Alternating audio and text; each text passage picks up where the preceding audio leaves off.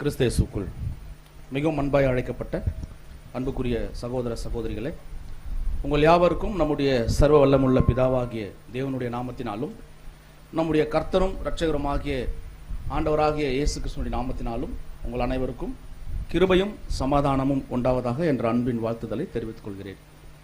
விசேஷமாக தேவன் வாழ்நாளிலே இந்த ஒரு நாளை காண கிருபை செய்து மீண்டுமாக அவருடைய சத்திய வார்த்தைகளை நாம் கேட்பதற்கும் உன்னதமான மகத்துவமான அவருடைய அந்த எல்லையில்லாத சத்தியங்களிலே தெய்வீக திட்டங்களிலே மீண்டும் நாம் இணைவதற்கும் நம்மை தகுதிப்படுத்திய நம்முடைய பிதாவாகிய தேவனுக்கு நம்முடைய ஆண்டவராகிய இயேசு கிறிஸ்துவின் மூலமாக நன்றிகளையும் துதி ஸ்தோத்திரங்களையும் ஏறெடுக்கிறேன்.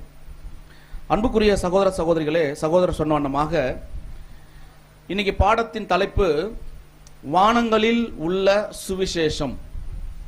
நம்ம ஏற்கனவே சுவிசேஷம் அப்படின்னா என்ன நமக்கு தெரியும் இல்லைங்களா? சுவிசேஷம்னா என்ன?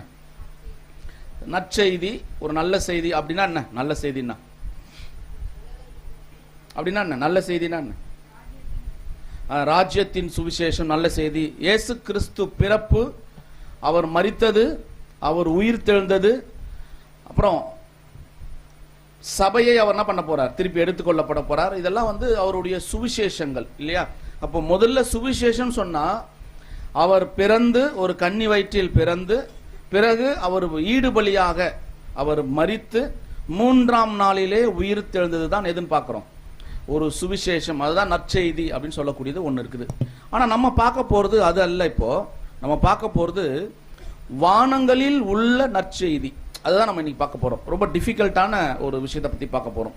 அதுனா வானங்களில் உள்ள நற்செய்தி, காஸ்பல் இன் த ஹெவன்ஸ், அதான் பார்க்க போறோம். அப்படின்னா என்ன? அதற்கு ஆதார வசனம் படிக்கலாம். யோபு 38ஆம் அதிகாரம் 32ஆம் வசனம். யோபு 38ஆம் அதிகாரம் 32வது வசனம். ராசிகளை அதினதின் காலத்திலே வரப்பண்ணுவாயோ, துருவ சக்கர நட்சத்திரத்தையும் அதை சேர்ந்த நட்சத்திரங்களையும் வழி நடத்துவாயோ. சோ இன்னைக்கு ஆதார வசனமே எதுதான்னா, ராசிகளை அதினதின் காலத்திலே வரப்பண்ணுவாயோ, துருவ சக்கர நட்சத்திரத்தையும் அதை சார்ந்த நட்சத்திரங்களையும் வழி நடத்துவாயோ. ஸோ அப்படின்னா நம்ம இன்னைக்கு என்ன பண்ண போறோம்? இப்போ நம்ம எல்லாருமே இப்போ வானத்தை நோக்கி பார்க்க போறோம். எல்லாரும் வானத்தை நோக்கி, வானத்துல என்ன இருக்கு, வானத்துல அப்படிப்பட்ட ராசிகள் என்ன வச்சிருக்காரு, ஏன்னா பேர் சொல்லியிருக்கிறார். துருவ சக்கர நட்சத்திரம், அதை சார்ந்த நட்சத்திரங்களை பத்தி பேசியிருக்கிறார். அப்படின்னா இப்ப நம்ம வானத்தை நோக்கி பார்க்கும்போது வானத்துல என்ன தெரியும்? இப்ப நிறைய நட்சத்திர கூட்டங்கள் இருக்கு இல்லையா? சோ அந்த நட்சத்திர கூட்டங்களை பார்க்கும்போது, அதை உற்று பார்க்கும்போது நமக்கு என்ன தோணுது? நமக்கு என்ன தோணுது? ஒண்ணுமே தோணலையா? நீங்க உற்று பார்க்கறது இல்லையா? ஒரு வசனம் வாசிங்க, வேணா உற்று பார்த்தா என்ன தெரியும் பார்க்கலாம். சங்கீதம் 19:1-2 வசனங்கள். சங்கீதம் 19:1-2. வானங்கள் தேவனுடைய மகிமையை வெளிப்படுத்துகிறது. வானங்கள் தேவனுடைய மகிமையை வெளிப்படுத்துகிறது. அப்போ வானங்கள் தேவனுடைய மகிமையை வெளிப்படுத்துதுன்னா, அப்போ வானங்கள்ல என்ன இருக்கு? ஏதோ ஒண்ணு இருக்கு இல்லைங்களா? அதனால தான் அது மகிமையை வெளிப்படுத்துகிறது அப்படின்னு சொல்லப்பட்டிருக்குது. அது என்ன இருக்கு? கீழே பார்த்தா ஆகாய விரிவு அவருடைய கரங்களின் கிரியைகளை அறிவிக்கிறது. அப்போ ஆகாய விரிவு, ஒரு அட்மாஸ்பியர், அதுக்குள்ள இருக்கிற ஒரு சில கிரியைகள் தேவன் ஏதோ என்ன பண்ணிக்கிறார், சிருஷ்டிப்பு பண்ணி இருக்கிறார். அந்த கிரியைகள் என்ன பண்ணுதுன்னா அவருடைய கரங்கள்ல இருக்கிறதுனால அது அதை அறிவிக்குதான், அதை சொல்லுதான். இதை பாருங்க, இந்த பிதாவாகிய தேவன் ஆகாய விரிவில் ஒரு மிகப்பெரிய ஒரு கிரியை தன்னுடைய கரங்களால சிருஷ்டிக்கப்பட்டு வச்சிருக்கிறார். இத நீங்க பார்க்கும்போது எப்படி இருக்கான்னா, தேவனுடைய மகிமை என்ன பண்ணுது? வெளிப்படுகிறது அப்படிங்கிறார். இதுல ஏதாவது வெளிப்படுதா? ரிப்பீட் நம்பர் 880ல அவர் பைபிள் கூறுறபடி ஞானம், நீதி, சர்வ வல்லமை உள்ள போதனைகள் இந்த கிறிஸ்துவ மக்களால் ஏற்றுக்கொள்ளப்படுகின்றன. அவருடைய ஞானம், வல்லமை, நீதி எல்லாம் யார் ஏத்துக்கிறா? இப்போ கிறிஸ்துவ மண்டலமே அதை ஏற்றுக்கொள்ளப்படுகிறது. ஆனால் அதை தவிர்த்து அவருடைய திட்டங்களை பற்றிய, அதன் அறிவிப்புகளை பற்றிய, அதை ஒதுக்கி வச்சுட்டு அவங்க எதை பத்தி போயிடுறாங்க? இப்போ தேவனுடைய, நல்லா கவனிங்க, தேவனுடைய திட்டங்கள், அவருடைய அறிவிப்புகள். அறிவிப்புகள்னா இது என்ன சொல்றோமோ, என்ன சொல்லுவோம் அறிவிப்புன்னா? லாஸ்ட் அறிவிப்பு வாசிப்போம், அதுவா? இல்ல இல்ல இல்ல, அவர் சொல்லுகின்ற மகிமையுடைய அந்த அறிவிப்புகள் என்ன பண்ணுது அப்படின்னு பார்க்கும்போது, அது மிகப்பெரிய அன்பின் ஆழத்தை நமக்கு புரிய வைக்கிறது. ஆனா இதெல்லாம் ஒதுக்கிட்டு பாருங்களேன், இப்போ ஆக்சுவலா பெயர் சபைக்கும் நமக்கும் உள்ள வித்தியாசம் என்ன? அவங்களுக்கு திட்டம் தெரியாது, நமக்கு அவ்வளவுதான். பிளான் எங்க போயிட்டு இருக்குன்னு தெரியாது. முதல் உலகம், அழிந்து போன முதல் உலகத்தை இரண்டாவது உலகத்துல வந்து என்ன பண்ணிட்டு இருப்பாங்க? அந்த வசனத்தை இங்க அப்ளை பண்ணிட்டு இருப்பாங்க. இனிமேல் வரப்போகிற வசனத்தை, மூன்றாம் உலகத்தை இரண்டாம் உலகத்துல அப்ளை பண்ணிட்டு இருப்பாங்க. நடக்குமா அது? சோ இதுதான் இங்க பாக்குறோம். சோ இதெல்லாம் ஒதுக்கி வச்சிருவாங்க. எல்லா இடங்களிலும் உள்ள படைப்புகள் அந்த கடவுளுடைய ஞானத்தை பற்றி பேசுதான். நீங்க ஒரு கணம் நீங்க போய் என்ன பண்ண, இப்போ அதுதான் இந்த வசனம் நம்ம போடும் போது என்ன சொல்லுவோம்னா, பேசிக் சப்ஜெக்ட்ல வானங்கள் தேவனுடைய மகிமையை வெளிப்படுத்துகிறது அப்படின்னு சொல்லும் போது, இதை எப்படி தாவீது எழுதியிருப்பார் அப்படின்னா, ஒரு முறை அவர் என்ன பண்ணியிருக்காராம், அவருடைய மாடி மேல ஏறி போய் வானங்களை பார்த்தா அந்த வானத்தில் இருக்கிற நட்சத்திர கூட்டங்களுடைய அந்த மேன்மையை, மகத்துவத்தை அது பார்க்கும்போது, அது அப்ப எந்த சென்ஸ்ல பார்த்திருப்பார் அவரு? எந்த சென்ஸ்ல பார்த்திருப்போம்? நம்ம ஒரு சில விஷயங்களை நம்ம நம்மளுடைய மாம்ச ரீதியில பார்க்கறதுக்கும் ஆவிக்குரிய விஷயத்துல பார்க்கறதுக்கும் நிறைய டிஃபரன்சியேஷன் இருக்கு இல்லையா? அப்போ அங்க தாவீது எதை பார்த்திருப்பாரு? இப்போ மாடி மேல போய் அவருடைய உப்பரகையில மேல வானத்தை அண்ணாந்து பார்க்கும் போது என்ன தெரிஞ்சிருக்கும்? இப்ப அவருடைய மகிமை, கரத்தின் கிரியைகள் தெரிஞ்சிருக்கும். அதனால தான் சொல்றாரு, அவர் அந்த பாட்டை பாடுறாரு, வானங்கள் தேவனுடைய மகிமையை வெளிப்படுத்துகிறது. பாருங்களேன், அந்த மகிமை எப்படி இருக்குன்னு இன்னும் கொஞ்ச நேரத்தில் பார்க்க போறோம். அதுதான் இங்க பிரதர் பேசும்போது அழகா சொல்றார், பகலுக்கு பகல் வார்த்தைகளை பொழிகிறது. அப்படின்னா என்ன அர்த்தம்? பகல்ல இப்போ ஒரு படைப்பை பார்க்கும் போது நம்ம கிட்ட அந்த வார்த்தை பேசுதா இல்லையா? ஒரு செடியை பார்க்கும்போது என்ன பண்றோம்? எங்கேயோ ஒரு மிகப்பெரிய கொடைக்கானல் அல்லது இந்த மாதிரி ஊட்டி கிட்ட போகும்போது நம்ம அந்த மலர்களை பார்க்கும்போது, இயற்கை காட்சிகளை பார்க்கும்போது நம்ம எதை நினைவு கூறுறோம்? எதை நினைவு கூறுறோம்? அப்படியே ஜாலியா இருக்கு, சூப்பரா இருக்கு சொல்லி நினைவு கூர்ந்து வந்துடுறோமா? அல்லது அதை தேவன் இந்த ஒரு படைப்பு, ஒரு மலர் கண்காட்சிக்கு போனா கிட்டத்தட்ட 100க்கு கணக்கான மலர்கள் வகைகள் என்ன பண்றாங்க, வைக்கிறான். அப்படி வைக்கும் போது ஒவ்வொன்றுக்கும் ஒரு கலர் இருக்கிறது நம்ம பார்க்கிறோம். அன்புக்குரிய சகோதர சகோதரி, அந்த கலர்களை உண்டு பண்ணியது யார்? அந்த கலர்களுக்கு மகிமையை கொடுத்தது யார்? கொஞ்சம் நம்ம இதை சிந்திக்க வேண்டும். நம்ம அப்ப இது பகலுக்கு பகல் என்ன பண்றது? வார்த்தைகளை பொழிகிறது. பார்க்கும் போதே தேவன் என்ன மாதிரி படைச்சிருக்காருப்பா, இப்படிப்பட்ட ஒரு முள் செடியில இப்படி ஒரு பூவா அப்படின்னு அது பகலுக்கு பகல் வார்த்தைகளை பொழிகிறது. நைட்ல, இரவுக்கு இரவு அறிவை தெரிவிக்கிறது. நைட்ல நம்ம பாத்தீங்கன்னா, இப்போ நீங்க இனிமே நைட்ல போய் பார்க்க போறீங்க, எல்லாரும் கண்டிப்பா பார்க்கணும். பாத்தீங்கன்னா அந்த ஸ்டார்ஸோட அதனுடைய மகிமை, அதனுடைய உருவம், மிகப்பெரிய திட்டங்களை அது சொல்ல போகுது. அந்த திட்டங்களை தான் நீங்க பார்க்க போறீங்க அன்புக்குரிய சகோதர சகோதரிகளே. அப்போ இரவுக்கு இரவு அது அறிவை தெரிவிக்கின்றதாக இருக்கிறது. அதான் ஞானமும் வல்லமையும் கொண்டவர் பூமியின் மலைகளையும் கடல்களையும் பார்த்தால் அவருடைய ஞானம் மற்றும் அவருடைய சக்தி நமக்கு தெரியும். நீங்க பீச்சுக்கு போயிருப்பீங்க எல்லாரும் இல்லையா? அப்ப பீச்சுக்கு போகும்போது ரொம்ப நேரம் பீச்சை பார்த்துருப்பீங்க இல்லையா? பார்க்கும்போது என்ன நினைப்பீங்க? இந்த கடல் இம்மட்டும் வா, மிஞ்சி வராதே. ஓகே, ஆனால் அந்த கடலை பார்க்கும்போது இதுக்கு ஒரு எல்லையை அமைச்சு, இந்த அலைகள் நடுக்கடல்ல இல்லாம ஒரு குறிப்பிட்ட டிஸ்டன்ஸ் வரையும் என்ன ஆகுது, இந்த அலைகள் வந்துட்டு வருது, ஓயாம அலை அடிச்சுக்கிட்டே இருக்கு. என்னைக்கு தேவன் நின்றுன்னு சொன்னார்னா அது நின்றோன்னா எவ்வளோ பெரிய சக்தி படைத்த இறைவன் இல்லையா? அந்த யாரு? மகா பிரபு, சர்வ வல்லமை உள்ள தேவன் என்பதை இங்க மிக அழகா சுட்டி காட்டுது. அது இரவுக்கு இரவு அறிவை என்ன பண்றது, தெரிவிக்கிறதாக இருக்கிறது. அன்புக்குரிய சகோதர சகோதரிகளே, நாம் எண்ணற்ற நட்சத்திரங்களையும் ஒவ்வொன்றும் ஒவ்வொரு நட்சத்திர கூட்டங்கள். அது இரவில் நீங்க போய் பாருங்க, நைட்டு போய் பாருங்களேன். எல்லாரும் மொட்டை மாடி, ஒருவேளை மாடி வீடு இருந்தா மொட்டை மாடியில போய் பாருங்க, அது எப்படி அந்த விஷயத்தை தெரிவிக்குதுன்னு பாருங்க. அது ஒரு சூரிய குடும்பம், ஒன்னொன்னும் அந்த சூரிய குடும்பம், நட்சத்திர கூட்டங்கள் அதெல்லாம் இருக்குதுன்னு பார்க்கிறோம். ஸோ அதை பார்த்து நாம் வியப்படைகிறோம். ஸோ உள்ளான கருத்துக்கள்ல, உள்ளான அந்த அறிவு சார்ந்த நிலைகள்ல நாம் தேவனை அங்க பார்க்கிறோமா இல்லையா? என்ன படைப்பு படைச்சிருக்கிறார். மனிதனை படைத்தது, மனிதனுக்கு நிகராக ஒரு விலங்கை, உயிரினத்தை படைத்தது, அதற்கு ஒரு மரம், செடி, கொடி இதெல்லாம் படைச்சது. எத்தனை ஜாதி வகையான மரங்கள் நம்ம இன்னைக்கு பார்க்கறோம்ல, ஒட்டு மரம், அந்த மரம், இந்த நிறைய பார்க்கிறோம். ஆனா இது எல்லாத்தையும் என்னதான் பண்ணும், உயர்ந்த விஷயங்கள்ல கருத்துல நம்ம கண்டு கொள்ளவர்களா இருக்கிறோம் அன்புக்குரிய சகோதரர்களே. அப்படின்னா வானங்களுடைய கிரியைகளை நாம் உற்று பார்க்கும் போது, ஒப்பிட்டு பார்க்கும் போது, கொஞ்சம் ஒப்பிட்டு பார்க்கலாமா? அப்படியே வாங்கல, நம்ம எல்லாரும் வானத்துக்கு போலாம்.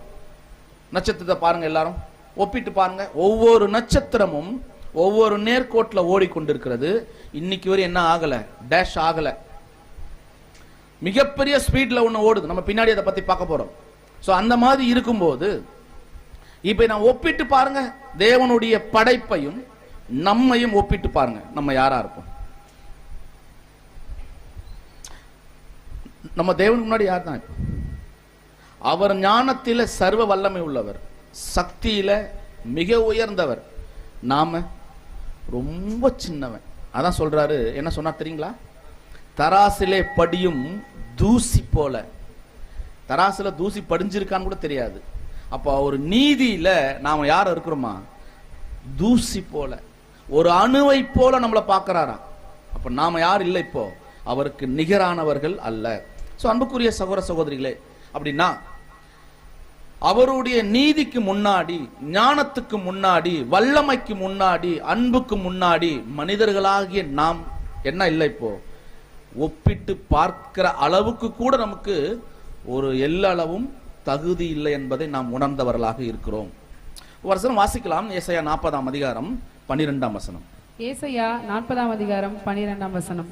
தண்ணீர்களை தமது கைப்பிடியால் அளந்து, வானங்களை ஜானளவாய் பிரமாணித்து, பூமியின் மண்ணை மரக்காலில் அடக்கி, பர்வதங்களை தூலக்கோலாலும் மலைகளை தராசாலும் நிறுத்துவர் யார்? யாராவது முடியுமா?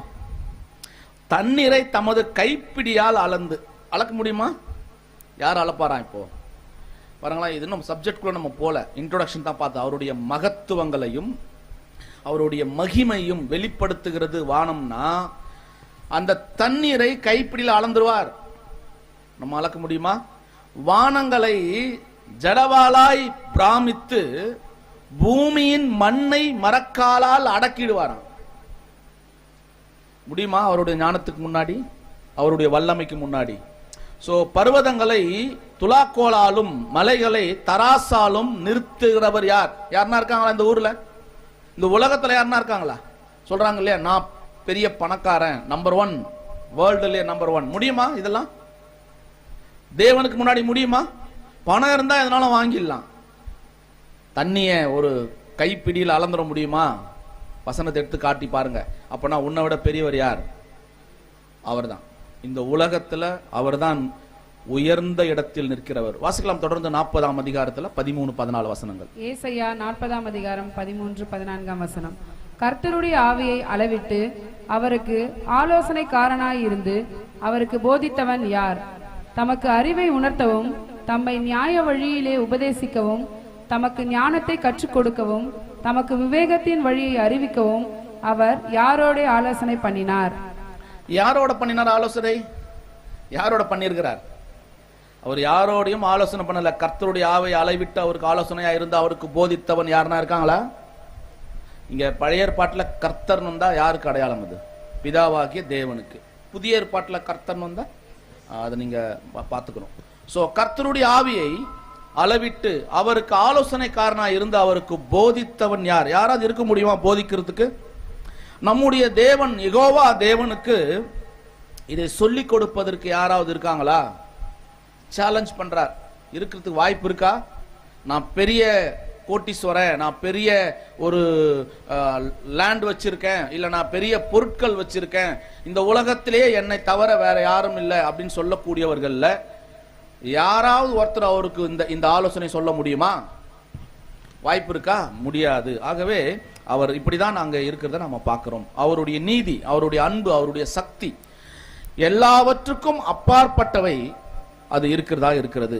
அவர் தான் என்ன பண்ணிருக்கார் தெரியுமா? தம்முடைய தேவன் அவருடைய ஒரே பேரான குமாரனை இந்த மனுகுலத்திற்கு கொடுத்து இன்னும் மனு மக்களை, அதாவது மணமக்களை தன்னுடைய மகனுக்காக தேர்ந்தெடுப்பதற்காக என்ன பண்ணிருக்கார்? இப்போ இந்த பூமியை வச்சுக்கிட்டு இருக்கார். ஒரு உயர்ந்த திட்டம். அந்த திட்டத்துல தான் இன்னைக்கு அது போய் கொண்டிருக்கிறத பார்க்கிறோம். தொடர்ந்து வாசிக்கலாம் 15ஆம் வசனம். ஏசாயா 40ஆம் அதிகாரம் 15ஆம் வசனம். இதோ ஜாதிகள் ஏற்ற சாலில் தொங்கும் துளி போலவும் தராசிலே படியும் தூசி போலவும் எண்ணப்படுகிறார்கள். இதோ தீவுகளை ஒரு அணுவை போல் தூக்குகிறார். இப்ப நம்ம இந்த வசனம் தான் பார்த்தோம். தூசி போல அப்படின்னா நம்ம எப்படி இருக்கிறோமா? தூசி போல இருக்கிறோம் அப்படின்றத அங்க சொல்லி காட்டுகின்றதாக இருக்கிறது. தொடர்ந்து வாசிக்கலாம் 22ஆம் வசனம். 22ஆம் வசனம். அவர் பூமி உருண்டையின் மேல் வீற்றிருக்கிறவர், அதன் குடிகள் வெட்டுக்கிளிகளைப் போல இருக்கிறார்கள். அவர் வானங்களை மெல்லிய திரையாக பரப்பி அவைகளை குடியிருக்கிறதற்கான கூடாரமாக விரிக்கிறார். பாருங்களேன், பூமி உருண்டைன்னு ஒரு காலப்பகுதியில் சொன்னா அவங்கள சிறைச்சாலையில கொண்டு போய் போட்டுருவாங்களாம். ஆனா டைரக்டா ஏசாயா தான் என்ன பண்ணிருக்காரு? பூமி உருண்டைன்னு சொல்லியிருக்கிறார். சோ இந்த பூமியின் வட்டத்தின் மேல அவர் என்ன பண்ணிருக்கிறார்? அமர்ந்து இருக்கிறார், வீற்றிருக்கிறார். நம்மெல்லாம் எப்படி இருக்கிறோமா? வெட்டி கிளிகள் போல. அந்த வெட்டி கிளிகள் போல இருக்கிற அந்த ஒரு விஷயத்த என்ன சொல்றாருன்னா, வெட்டுக்கிளி எதுக்காவது யூஸ் ஆகுமா? யூஸ் ஆகும் இல்லையா? அந்த எதுக்கு யூஸ் ஆகும்? வெட்டுக்கிளி எதுக்கும் யூஸ் ஆகாதா? வெட்டுக்கிளிக்கு முன்னாடி என்ன இருந்தது? புழுவா இருந்திருக்கும். புழுவா இருக்கும்போது என்ன பண்ணும்? அது ஒரு நூலை கொடுக்குமே, புழுவாகும், பட்டு நூல். அப்படின்னா பட்டுப்பூச்சி அப்படிதான் இருக்கும். அப்படின்னா வெட்டுக்கிளி இது, ஓகேங்களா? அந்த ஒரு வகையில சார்ந்தது. எதுக்குமே யூஸ் இல்லாத வெட்டுக்கிளிகளை போல நம்ம என்ன பண்ணிட்டு இருக்கிறோம் என்பதை சொல்றார். சோ அன்புக்குரிய சகோதர சகோதரிகளே, அப்போ பூமி தட்டை அப்படின்னு யாருன்னா சொன்னா அதை ஏற்றுக்கொள்ளக்கூடிய இந்த உலகத்துல ரொம்ப தேவனுடைய வார்த்தையை பூமி உருண்டை அப்படின்னு சொல்லி அந்த ஒரு வாக்கு தத்தத்தை கொடுத்திருக்கிறார், நான் வீட்டிருக்கிறேன் என்று. ஸோ அப்படிதான் இங்க இருக்கக்கூடியதாக நாம் பார்க்கிறோம். ஸோ அன்புக்குரிய சகோதர சகோதரிகளே, ரொம்ப வாசிச்சோம்னா, உன் வழிகள் என் வழிகள் அல்ல, என் வழிகள் உன் வழிகள் அல்ல. என்ன சொல்றாருன்னா, உன்னுடைய வழிகளை விட என்னுடைய வழிகள் உயர்ந்தவைகள், உன்னுடைய எண்ணங்களை விட என்னுடைய எண்ணங்கள் உயர்ந்தவைகள், அதை நீங்க திங்க் பண்ணிக்கங்க அப்படின்னு சொல்லக்கூடியதாக நம்ம பார்க்கிறோம். சோ தொடர்ந்து நாம் வசனம் வாசிக்கலாம். சங்கீதம் 147:4. சங்கீதம் 147:4 வசனம். அவர் நட்சத்திரங்களின் இலக்கத்தை எண்ணி அவைகளுக்கெல்லாம் பேரிட்டு அழைக்கிறார். பாருங்களா, அவர் என்ன பண்றாரா? நட்சத்திரங்களின் இலக்கத்தை எண்ணி. அப்போ வானத்தில் இருக்கிற நட்சத்திரத்துக்கெல்லாம் அவர் எண்ணி பேரிட்டு அழைக்கிறார்னா என்ன பண்ணிருக்கணும்? இப்போ என்ன பண்ணிருக்கணும்? பேர் வச்சிருக்கணும். யார் பேர் வச்சா? ஒரு குழந்தைக்கு பேர் வைக்கிறதுக்கே புக்குங்கள்லாம் தேடி தேடி தேடி தேடி தேடி தேடி தேடி என்ன பண்றோம்?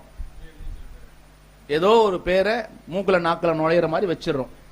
ஆனா பிதாவாகிய தேவன் அவர் நட்சத்திரங்களின் இலக்கத்தை என்றாராம். எண்ணி அவைகளுக்கெல்லாம் பேரிட்டு அழைக்கிறார். அவருடைய ஞானம் எவ்வளவு பெரியது, அவருடைய வல்லமை. இதெல்லாம் நீங்க ஒரு வசனம் படிக்கும் போது என்ன பண்ணணும்? அவருடைய மகத்துவங்களை நீங்கள் தெரிந்து கொள்ள வேண்டும். சோ இதுதான் நம்ம பார்க்கிறோம். தொடர்ந்து வாசிக்கலாம். ஏசாயா 40:26 வாசிக்கலாம். ஏசாயா 40ஆம் அதிகாரம் 26ஆம் வசனம். உங்கள் கண்களை ஏறெடுத்து பாருங்கள், அவைகளை சிருஷ்டித்தவர் யார்? அவர் அவைகளின் சேனையை லக்கத்திட்டமாக புறப்பட பண்ணி அவைகளெல்லாம் பேர் பேராக அழைக்கிறவராமே. அவருடைய மகாபலத்தினாலும் அவருடைய மகா வல்லமையினாலும் அவைகளில் ஒன்றும் குறையாமல் இருக்கிறது. சோ அவருடைய மகா வல்லமையினாலும் அவைகளில் ஒன்றும் குறையாமல் இருக்கிறது. இன்னைக்கு வரையும் எதாவது குறை இருக்கா? ஒரு குறையும் இல்லை, குறை இல்லை. நீங்க ஏறெடுத்து பாருங்கள், அவைகளை சிருஷ்டித்தவர் யார் நீங்க பார்க்கணும். சோ இலக்க திட்டமாக புறப்பட பண்ணி அவைகள் எல்லாம் பேர் பேராக அழைத்திருக்கிறாராமே. எல்லாரையும் பேர் பேராக என்ன பண்ணியிருக்கிறார்? அழைச்சிருக்கிறார். சோ அவருடைய வல்லமை, அவருடைய பலம் ஒன்னொன்னா ஆகல, குறையல. குறையாதாமே அப்படின்னு சொல்லி பார்க்கிறோம். வாசிக்கலாம் ஆமோஸ் 5ஆம் அதிகாரம் 8ஆம் வசனம். ஆமோஸ் 5ஆம் அதிகாரம் 8ஆம் வசனம். அவர் அருமீனையும் மிருக சிருஷ்டித்தையும் உண்டாக்கினவர். அவர் மரண இருளை விடியற்காலமாக மாற்றி பகலை ராத்திரியாக அந்தகாரப்படுத்துகிறவர். அவர் சமுத்திரத்தின் தண்ணீர்களை வரவழைத்து அவைகளை பூமியின் விலாசத்தின் மேல் ஊற்றுகிறவர். கர்த்தர் என்பது அவருடைய நாமம். பாருங்களேன், அவர் அருமீனையும் மிருக சீர்ஷத்தையும் உண்டாக்கியவர். இது ரெண்டும் இதுதான். இப்போ அருமீன் என்பது ஒரு நட்சத்திரம், மிருக சீரிஷம் என்பது ஒரு நட்சத்திரம். இது ரெண்டுத்தையும் உண்டாக்கினார். அப்ப இது ரெண்டும் என்ன இருக்கு? இப்போ ஏதோ ஒரு பேர் இங்க கொடுத்திருக்கிறாருன்னா ஏதோ ஒரு திட்டம் என்ன இருக்கு இங்க வைத்திருக்கிறார் அர்த்தம். சோ மரண இருளை விடியற்காலமாக மாற்றி அவர் பகலை ராத்திரியாக அந்தகாரப்படுத்துகிறவர். சோ எவ்வளவு வல்லமை உடையவர் என்பதை இந்த வசனங்கள் என்ன பண்ணுது? நமக்கு தெளிவாக சொல்லி காட்டுது. வாசிக்கலாம் ஏசாயா 55 7 8 வசனங்கள். ஏசாயா 55ஆம் அதிகாரம் 7ஆம் வசனம். துர்மார்க்கன் தன் வழியையும் அக்கிரமக்காரன் தன் நினைவுகளையும் விட்டு கர்த்தரிடத்தில் திரும்பப்பட கடவன். அவர் அவன் மேல் மனதுருகுவார். நம்முடைய தேவனிடத்திற்கே திரும்ப கடவன்.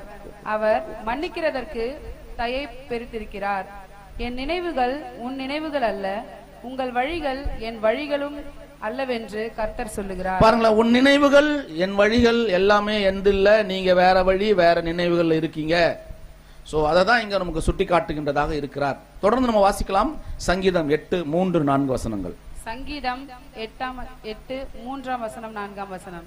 உமது விரல்களின் கிரியையாகிய உம்முடைய வானங்களையும் நீர் ஸ்தாபித்த சந்திரனையும் நட்சத்திரங்களையும் நான் பார்க்கும்போது மனுஷனை நீ நினைக்கிறதற்கும் மனுஷகுமாரனை நீர் விசாரிக்கிறதற்கும் அவன் எம்மாத்திரம் என்கிறேன். என்ன ஒரு பெரிய ஒரு டீடைல் நம்மளுக்கு கொடுக்கிறார் பாத்தீங்களா? உம்முடைய விரல்களின் கிரியையினால வானங்களையும் நீர் ஸ்தாபித்த சந்திரனையும் நட்சத்திரங்களையும் நாம் பார்க்கும்போது பார்த்தா என்ன தோணுது? இப்போ கொஞ்ச நேரத்தில் தோண போகுது. நம்ம பார்க்க போறோம், ஒரு சில நட்சத்திரங்களை பத்தி பார்க்க போறோம். பார்க்கும்போது நமக்கு என்ன தோணும்? இப்ப அடடா, நம்ம யார் இல்லை, இப்போ நம்மளை பத்தி நம்ம மேட்டிமையா நடந்திருப்போம் இல்லையா? நம்மளை பத்தி கொஞ்சம் பெருமையா வச்சிருப்போம். நம்மளுடைய செல்வாக்கு, நம்மளுடைய செல்வம், நம்ம கிட்ட இருக்கிற சில விஷயங்கள், தாளந்துகளை பத்தி நம்ம கொஞ்சம் அப்படியே உயர்வா நினைச்சிருப்போம். ஆனால் அவருடைய விரல்களின் கிரியைகளை நாம பார்க்கும் போது நாம என்னவா? மனுஷனை நீர் நினைப்பதற்கும் மனுஷகுமார் நீர் விசாரிப்பதற்கும் அவன் எம்மாத்திரம். அவன் எவ்வளோப்பா? கொஞ்சம் கூட இல்லை. அப்படின்னா திங்க் பண்ணி பாருங்க. நத்திங் அப்படிங்கிறார். நம்ம யார் இல்லை இப்போ? தேவனுக்கு முன்னாடி ஒண்ணும் இல்லை. இதெல்லாம் நினைச்சு பாருங்க. நம்ம என்னவா நினைச்சிருப்போம் நம்மளை பத்தி? நம்ம ஒண்ணுமே இல்லை. ஒண்ணுமே இல்லாத நம்மளை, அதான் இன்னைக்கு பிரதர் ஜெபம் பண்ணும் போது ரொம்ப அருமையா இந்த சப்ஜெக்டுக்கு இணையான ஒரு ஜெபம் பண்ணார். ஒண்ணுமே தெரியாத எங்களை கூப்பிட்டு என்ன பண்ணி வச்சிருக்கீங்க? இவ்வளோ மகத்துவமான சத்தியத்தை கொடுக்குறீங்களே அப்படின்னு முன்னாடியே ஒரு ஆவிக்குரியல் என்ன பண்றார்? தேவன் அவரை இங்க பேச வச்சிருக்கிறார் அப்படின்னு நான் விசுவாசிக்கிறேன். சோ அன்புக்குரிய சகோதர சகோதரிகளே, அப்படின்னா காக்கைகளை கவனித்து பாருங்கள். நம்ம ஏற்கனவே பார்க்கிறோம் இல்லைங்களா? படிச்சிருக்கிறோம். அதுல ஒரு பெரிய பாடத்தை நம்மளுக்கு கத்து கொடுத்திருக்கிறார். காக்கையை பார்த்து ஒரு சாதாரண காக்காவை வச்சு யாருக்கு பாடம் கத்து கொடுத்திருக்கிறார்? நமக்கு. பாருங்களேன், சிட்டுக்குருவி, காகங்கள், அதுல இருக்கக்கூடிய சில விஷயங்களை பார்த்து என்ன பண்றாருன்னா, குளிர்காலத்துல கூட அதை சேர்த்து வச்சுக்குதா இல்லையா? சேர்த்து வச்சுக்கிட்டு நம்ம கிட்ட என்ன பண்ணுது? வந்து கத்திட்டு அது போய் கூட்டுக்குள்ள அடைஞ்சிடுது. இந்த மாதிரி பல விஷயங்களை அவர் என்ன பண்றாருன்னா காகங்களுக்கும். அடுத்தது ரொம்ப ஒரு பெரிய பாடம் நமக்கு. யாரை வச்சு? எறும்பை வச்சு. சுறுசுறுப்பை போய் நீ யாருக்கிட்ட கத்துக்கன்றாரு? நம்ம ஒரு எறும்பு போனா காலில் போட்டு நசுக்கிடுவோம் இல்லைங்களா? ஆனா சுறுசுறுப்பை யார்கிட்ட கத்துக்கும்? நீ எறும்பு கிட்ட போய் கத்துக்குப்பா, அப்பதான் உனக்கு கரெக்டா இருக்கும். அப்போ பரலோகத்தின் சுவிசேஷம் எப்படி இருக்குது அப்படின்றத நம்ம இன்னைக்கு பார்க்க போறோம். சோ அந்த சுவிசேஷத்துல நம்மளுடைய பங்கு என்ன, நாம் என்ன மாதிரியான திட்டத்துல இருக்கிறோம் என்பதை நாம இன்னைக்கு பறைச்சாற்றுகளா இருக்கிறோம் அன்புக்குரிய சகோதர சகோதரிகளே. சோ நமக்கு என்ன பண்ண போறோம்? இந்த வானங்களில் உள்ள சுவிசேஷம் அப்படின்னு பார்க்கும்போது மனுகுலத்திற்கு தேவன் வைத்திருக்கின்ற ரட்சிப்பின் திட்டம் ஒன்னு இருக்கு. மனுகுலத்திற்கு தேவன் வைத்திருக்கின்ற ஒரு ரட்சிப்பின் திட்டம் ஒன்னு இருக்கு. அது என்ன திட்டம்? ஈடுபலி. ஈடுபலி அதான் ரட்சிப்பின் திட்டம். இந்த ஒட்டுமொத்த மனுகுலத்திற்கும் தேவன் ஒரு ரட்சிப்பின் திட்டம் வைத்திருக்கிறார். இது பைபிளுக்குள்ள இருக்கு. ஆனா வெளியவே ஒன்னு இருக்கு ரட்சிப்பின் திட்டம் இந்த மனுகுலத்திற்காக. அது எது? பிரமிடு. பிரமிடுக்குள்ள போனா தேவன் அதுல கூட என்ன பண்ணிருக்கார்? இப்போ இந்த மனுகுலத்திற்கான ஒரு ரட்சிப்பின் திட்டத்தை வச்சிருக்கிறார். அது ஒரு முக்கிய அம்சம். இது வானங்களில் உள்ள சுவிசேஷம் வெளிப்படுத்துகிறது. அது ஒரு சில வசனங்களை நம்ம ஈர்க்கிறது. எந்த வசனம் பாத்தீங்கன்னா ஆதியாகமம் 1ஆம் அதிகாரம் 14ஆம் வசனம். ஆதியாகமம் 1ஆம் அதிகாரம் 14ஆம் வசனம். பின்பு தேவன் பகலுக்கும் இரவுக்கும் வித்தியாசம் உண்டாகத்தக்கதாக வானம் என்கின்ற ஆகாய விரிவிலே சுடர்கள் உண்டாக கடவது. அவைகள் அடையாளங்களுக்காகவும் காலங்களையும் நாட்களையும் வருஷங்களையும் குறிக்கிறதற்காகவும் இருக்க கடவது என்றார். இந்த வசனத்தை நம்ம ரொம்ப படிச்சிருப்போம் இல்லைங்களா? இங்க இருந்து தான் ஒரு விஷயத்தை நம்ம என்ன பண்ண போறோம், எடுக்க போறோம். பாருங்களேன், ஆகாய விரிவிலே சுடர்கள் உண்டாக கடவது அப்படின்னு சொல்லியிருக்கார். அது எதற்காக? அடையாளங்களுக்காகவும் காலங்களுக்காகவும் நாட்களையும் வருஷங்களையும் குறிக்கிறதற்காகவும். இதுதான். அப்படின்னா சூரியன் நாளையும் வருஷத்தையும் குறிக்குது. இங்க இருக்கிற சந்திரன் எதை குறிக்குது? மாசத்தையும் அது வருகின்ற காலங்களையும் குறிக்குது. ஏன்னா மாசம் அவங்களுக்கு எதை வச்சுதான்? சந்திரன் வச்சுதான் குறிக்குது. ஆனா இங்க நட்சத்திரம் எதை குறிக்குது? எக்ஸாக்டா நட்சத்திரம் அடையாளத்தை குறிக்குது. நட்சத்திரம் அடையாளத்தை குறிப்பதாக இருக்கிறது. அதை தான் நம்ம இன்னைக்கு என்ன பண்ண போறோம்? நட்சத்திரங்கள் அடையாளத்தை குறிக்குதுன்னா ஏதோ ஒரு அடையாளத்தை, தேவனுடைய தெய்வீக திட்டத்தை அது வானத்தில் இருந்து என்ன பண்ணுது நமக்கு இப்போ அது சொல்லி இருக்கிறது, சொல்லி கொடுக்கிறது. தேவனுடைய மகிமையை அது வெளிப்படுத்துகிறது. அப்ப என்ன அந்த நட்சத்திரம் அடையாளத்தை கொடுக்கிறது? எந்த அடையாளத்தை அது காண்பிக்கிறது?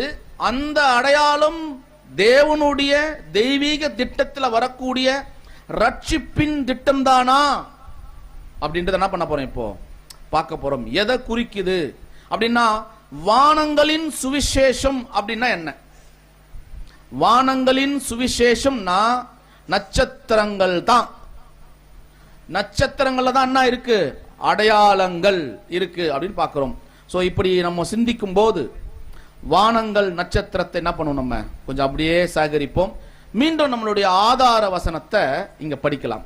வாசிக்கலாங்களா? இப்ப நட்சத்திரங்கள் அப்படின்னு வரும்போது அதை எதை அடையாளப்படுத்துது? ஏதோ ஒன்னை அடையாளப்படுத்துகிறதாக இருக்கிறது. இப்ப நம்ம எங்க இருந்தா வந்திருக்கோம்? ஆதியாகமம் 1ஆம் அதிகாரம் 14ஆம் வசனத்துல வரக்கூடிய நட்சத்திரம் அடையாளத்தை என்ன பண்ணுது? அது காட்டுகிறதாக இருக்கிறது. சோ அடையாளம் அப்படின்னு வரும்போது யோபு 38:32 ஆதார வசனத்தை நம்ம பார்க்கலாம். யோபு 38ஆம் அதிகாரம் 32ஆம் வசனம். ராசிகளை அதினதின் காலத்திலே வரப்பண்ணுவாயோ? துருவ சக்கர நட்சத்திரங்களையும் அதை சேர்ந்த நட்சத்திரங்களையும் வழி நடத்துவாயோ? பாருங்கள் என்ன இருக்குன்னா, ராசிகளை அதினதின் காலத்தில் வரப்பண்ணுவாயோ. இது யார்கிட்ட கேட்கிறார்? இப்போ யோபு கிட்ட கேட்கிறார். யோபு என்ன பண்ணார்? நான் என்ன இல்ல மீறுதல் இல்லாத சுத்தன், நீர் என்னில் குற்றம் கண்டுபிடிக்க பார்க்கிறீர், நான் ஒரு தப்பு கூட பண்ணல அப்படின்னு சொன்ன உடனே வா வா என்கிட்ட என்ன பண்ணு, கேள்வி கேளு அப்படின்னு கேட்கிற கேள்வியில தான் இந்த 38ஆம் அதிகாரத்துல வரக்கூடிய வசனம். இதுக்கு முன்னாடி சில விஷயங்கள்லாம் கேட்கிறார். இந்த பூமியை அஸ்திபாரப்படுத்தியது யார்? அதெல்லாம் கேட்கிறார். அதெல்லாம் நம்ம பின்னாடி நம்ம ஏற்கனவே பார்த்திருக்கோம். முக்கியமான வசனம் இதான். ராசிகளை அதினதின் காலத்தில் வர பண்ணுவாயோ? அப்படின்னா ராசிகள் ஒண்ணு இருக்கா இல்லையா? இந்த உலகத்துல இருக்கா? இருக்கு. ராசிகளை நம்ம கூட என்ன பண்ணும்? ராசி கல்லெல்லாம் போட்டிருப்போம் இல்லையா? ஐயோ ராசி போயிடுச்சு அப்படின்னு சொல்லுவோம் இல்லையா? நீங்க பாருங்க, எல்லாமே அப்படியே திங்க் பண்ணி வாங்க, ஒரு நிலைக்கு வந்துருவோம். நமக்கு எது ராசி? இப்போ நமக்கு எது ராசி? சத்தியம் தான் ராசி. ரொம்ப சூப்பர் பாயிண்ட் அது. நமக்கு ராசியே சத்தியம்தான். உலகத்துல சொல்ற ராசி எது? இந்த பக்கம் மூலையில இதை வை, இல்ல வீட்டுல வாசப்படி இந்த பக்கம் வை, ஜன்னல்ல அந்த பக்கம் வை, இல்ல துணி இந்த கடையில எடு, பச்சை கலர் எடுக்காத, சிவப்பு கலர் எடுக்காத, நமக்கு ராசி வராது சொல்றாங்க இல்லையா? ஆமாம், எல்லாமே ராசியை நோக்கி தான் ஓடிட்டு இருக்காங்க. ஆனா இங்க வசனம் சொல்லுது, ராசிகளை அதினதின் காலத்தில் வர பண்ணுவாயோ அப்படின்னு யார்கிட்ட கேட்கிறாரு? இப்போ கொஸ்டின் யோபு கிட்ட கேட்கிறார். எப்பா ராசின்னு ஒண்ணு இருக்கு, அத அதன் அதன் காலத்துல, அப்ப ஏதோ ஒரு கால பகுதிகள் அந்த ராசி செயல்பட வேண்டும். புரியுதா? ஏதோ ஒரு கால பகுதியில தேவன் வைத்திருக்கிற ராசிகள் என்ன பண்ணணும்? செயல்படணும், அல்லது அது எங்க வரணும்? இம்ப்ளிமெண்ட் ஆகணும், அது அப்ளை ஆகணும். அப்படி அப்ளை ஆகணும்னா நீ அதை வர பண்ண முடியுமா? உன்னால இந்த டைம்க்கு அந்த ராசியை அப்ளை பண்ண முடியுமா? உன்னால முடியுமா? அடுத்தது கேட்கிறார், துருவ சக்கர நட்சத்திரத்தையும் அதை சார்ந்த நட்சத்திரங்களையும் வழி நடத்துவாயோ அப்படிங்கிறார். ரெண்டு டிஃபரண்ட் மீனிங். ரொம்ப டிஃபிகல்ட்டான ஒரு பிளேஸ் இது. இங்க இருந்தா நம்ம என்ன போறோம்? இப்போ ரொம்ப இன்ட்ரெஸ்டிங்கா இருக்கும். ஒரு சயின்ஸ் பாகம் கேட்கிற மாதிரியே இருக்கும். சோசியலுங்களா?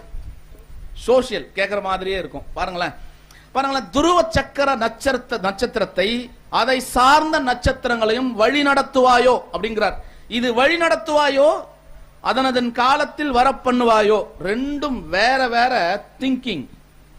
அப்படின்னா துருவ சக்கர நட்சத்திரம் வழி நடத்துவாயோன்னா இருக்கிறதுலயே பயங்கர ஃபாஸ்ட் எதுன்னா இந்த துருவ சக்கர நட்சத்திரம் தான். இது ஒரு எது தெரியுங்களா? ஒரு நட்சத்திர கூட்டம், மிகப்பெரிய ஃபாஸ்ட். இது சுத்திக்கிட்டே இருக்கு, நேர்கோட்டில் இல்ல, அது இஷ்டத்துக்கு. இத வழி நடத்திடுவியா? இன்ன வரையும் மோதல எதுவுமே, தேவன் கட்டுப்பாட்டுக்குள்ள இருக்குது.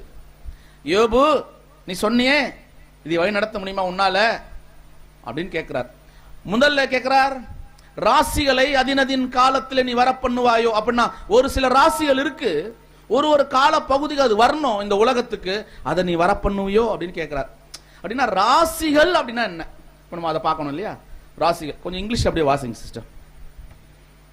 Constant through bring forth Maseroth in his season, or constant through guide Arcturus with his sons. So இங்க என்ன இருக்குன்னா மசரோத் அப்படின்ற ஒரு வார்த்தை போட்டிருக்கார். இந்த மசரோத் தான் ராசிகள் அப்படின்னு அர்த்தம். ராசிகள் என்ற வார்த்தைக்கு இங்க எபிரேய பதம் மசரோத் அப்படின்னு போட்டிருக்கு. அதற்கான ஆங்கில பதம் அப்படின்னா கான்ஸ்டிலேஷன். அதான் ஆங்கில பதம். அப்படின்னா என்னது கான்ஸ்டிலேஷன்னா? கான்ஸ்டிலேஷன்னா நட்சத்திர கூட்டம்னு அர்த்தம். அப்பனா ராசிகள் அப்படின்னா மசரோத் என்கின்ற எபிரேய வார்த்தைக்கு ஆங்கில வார்த்தை கான்ஸ்டிலேஷன். கான்ஸ்டிலேஷன்னா அதோடைய தமிழாக்கம் விண்மீன்கள் கூட்டம்னு வரும். அப்பனா என்னதான் அது? நட்சத்திர கூட்டம். அப்போ வானத்தில் உள்ள ஏதோ ஒரு ராசின்னு பார்த்தா அதை எதை பத்தி தான் பேசுது? இப்போ நட்சத்திரம். அன்புக்குரிய சகோதர சகோதரிகளே, ஒரு நட்சத்திர கூட்டம். அப்போ நட்சத்திர கூட்டம்னா என்ன அர்த்தம்? ராசிகள். நம்ம ராசிகளா நினைச்சிட்டு இப்போ நம்ம ராசிகள்னா நினைச்சிட்டு இருக்கோம். ராசிகள் நம்மளுடைய நினைவு என்ன? ஏதோ ஒரு புண்ணியம் இல்ல ஏதோ ஒன்னு சொல்ல போறாங்கன்னு. ஆனா பைபிள் பிரகாரம் ராசிகள்னா ஒரு நட்சத்திர கூட்டங்களை அது அடையாளப்படுத்துது. சோ பாத்துங்க, ராசிகள் அப்படின்னா மசரோத் என்கின்ற எபிரேய வார்த்தைக்கு ஆங்கில வார்த்தை கான்ஸ்டிலேஷன். அந்த கான்ஸ்டிலேஷன்னா நட்சத்திர கூட்டங்கள் அல்லது கான்ஸ்டிலேஷன் ஸ்டார்ஸ் அப்படின்னு சொல்லுவாங்க. சோ நட்சத்திர கூட்டம். வானத்தை அண்ணாந்து பார்த்தா ஒவ்வொரு நட்சத்திரமும் தனித்தனியா தெரியும். ஒரு சில நட்சத்திரங்கள் கூட்டமாக தெரியும். நீங்க அப்படியே வானத்துக்கு போயிடுங்க. இப்போ பாருங்க, வானத்துல எப்பயாவது பார்த்திருக்கீங்களா? நைட்ல பார்க்கும்போது ஒரு சில நட்சத்திரங்கள் கூட்டமா இருக்கும். அப்படியே கிட்ட கிட்ட கிட்ட பளிச்சுன்னு தெரியும். ஒரு சில நட்சத்திரங்கள் தூரமா இருக்கும், தனித்தனியா தெரியும். அப்சர்வ் பண்ணி பாருங்க. இப்போ சில நேரங்களில் நம்ம மேகங்கள் அதிகமா இருக்கும்போது பகல் டைம்ல அந்த வெள்ளை மேகத்தை பார்த்தா யாரோ குதிரை மேல ஓடுற மாதிரி இருக்கும், யாரோ ஒரு உருவம் இருக்கிற மாதிரி இருக்கும். கரெக்டானே? நீங்க பார்த்திருக்கீங்களா? இதெல்லாம் நம்மளுடைய இமேஜினேஷன்ஸ். அதே போல நீங்க இரவு நேரங்கள்ல நட்சத்திரத்தை போய் பாருங்களேன். ஒரு நட்சத்திரத்தை பார்க்கும்போது ரொம்ப உத்து பார்த்தா ஏதோ ஒரு உருவம் அதுல பதிஞ்சிருக்கும். பார்த்தது இல்லையா? நம்ம என்னத்த நைட்ல 6:30 மணிக்கெல்லாம் கதவை சாத்தி பூட்டி தூங்கிடுறோம். அப்படிதானா? இல்ல வீட்டுல நைட்டு 1:30 மணி வரையும் டிவி பார்த்து உட்காந்துருப்போம், அது வேற. ஆனா வெளியே வர்றது இல்லை. அப்படி இருக்க மாட்டேன்னு நான் விசுவாசிக்கிறேன். அன்புக்குரிய சகோதர சகோதரிகளே, ஒவ்வொரு நட்சத்திரமும் தனித்தனியா இருக்கும். ஒரு சில நட்சத்திரங்கள் கூட்டமா இருக்கும், ஒரு சில நட்சத்திரங்கள் பக்கத்திலே ரொம்ப பிரைட்டா இருக்கும். சோ இதை எப்படி கண்டுபிடிக்கிறது? வானிலை ஆராய்ச்சியாளர்கள் இந்த நட்சத்திரங்களை பார்த்து அதற்கெல்லாம் என்ன பண்ணிக்கிறாங்கன்னா பேர் வச்சிருக்காங்க. அதுக்கு ஒரு பேர். ஆக்சுவலா இந்த பேர் வச்சது யார்? இப்போ தேவன் தான். ஆனா இவங்க ஒரு பேர் வச்சிருக்காங்க இல்லையா? இப்போ இவங்க வச்ச பேர் தான் இப்ப இருக்கு. அப்போ தேவன் பேரை யார் மூலியமா வச்சிருக்கிறார்? இப்போ அவர் சொல்றாரு, இந்த இலக்கத்தெல்லாம் எண்ணி நான் பண்ணியிருக்கேன், பேரிட்டு அழைத்திருக்கிறேன்னாங்கன்னா இப்ப பேர் வச்சது அவங்க தான், என்னைக்கோ வச்சிருக்காங்க. ஆனா அந்த பேர் வச்சதுக்கு யாரு தான் காரணம்? இப்போ தேவன் தான். விசுவாசிக்கிறீங்களா?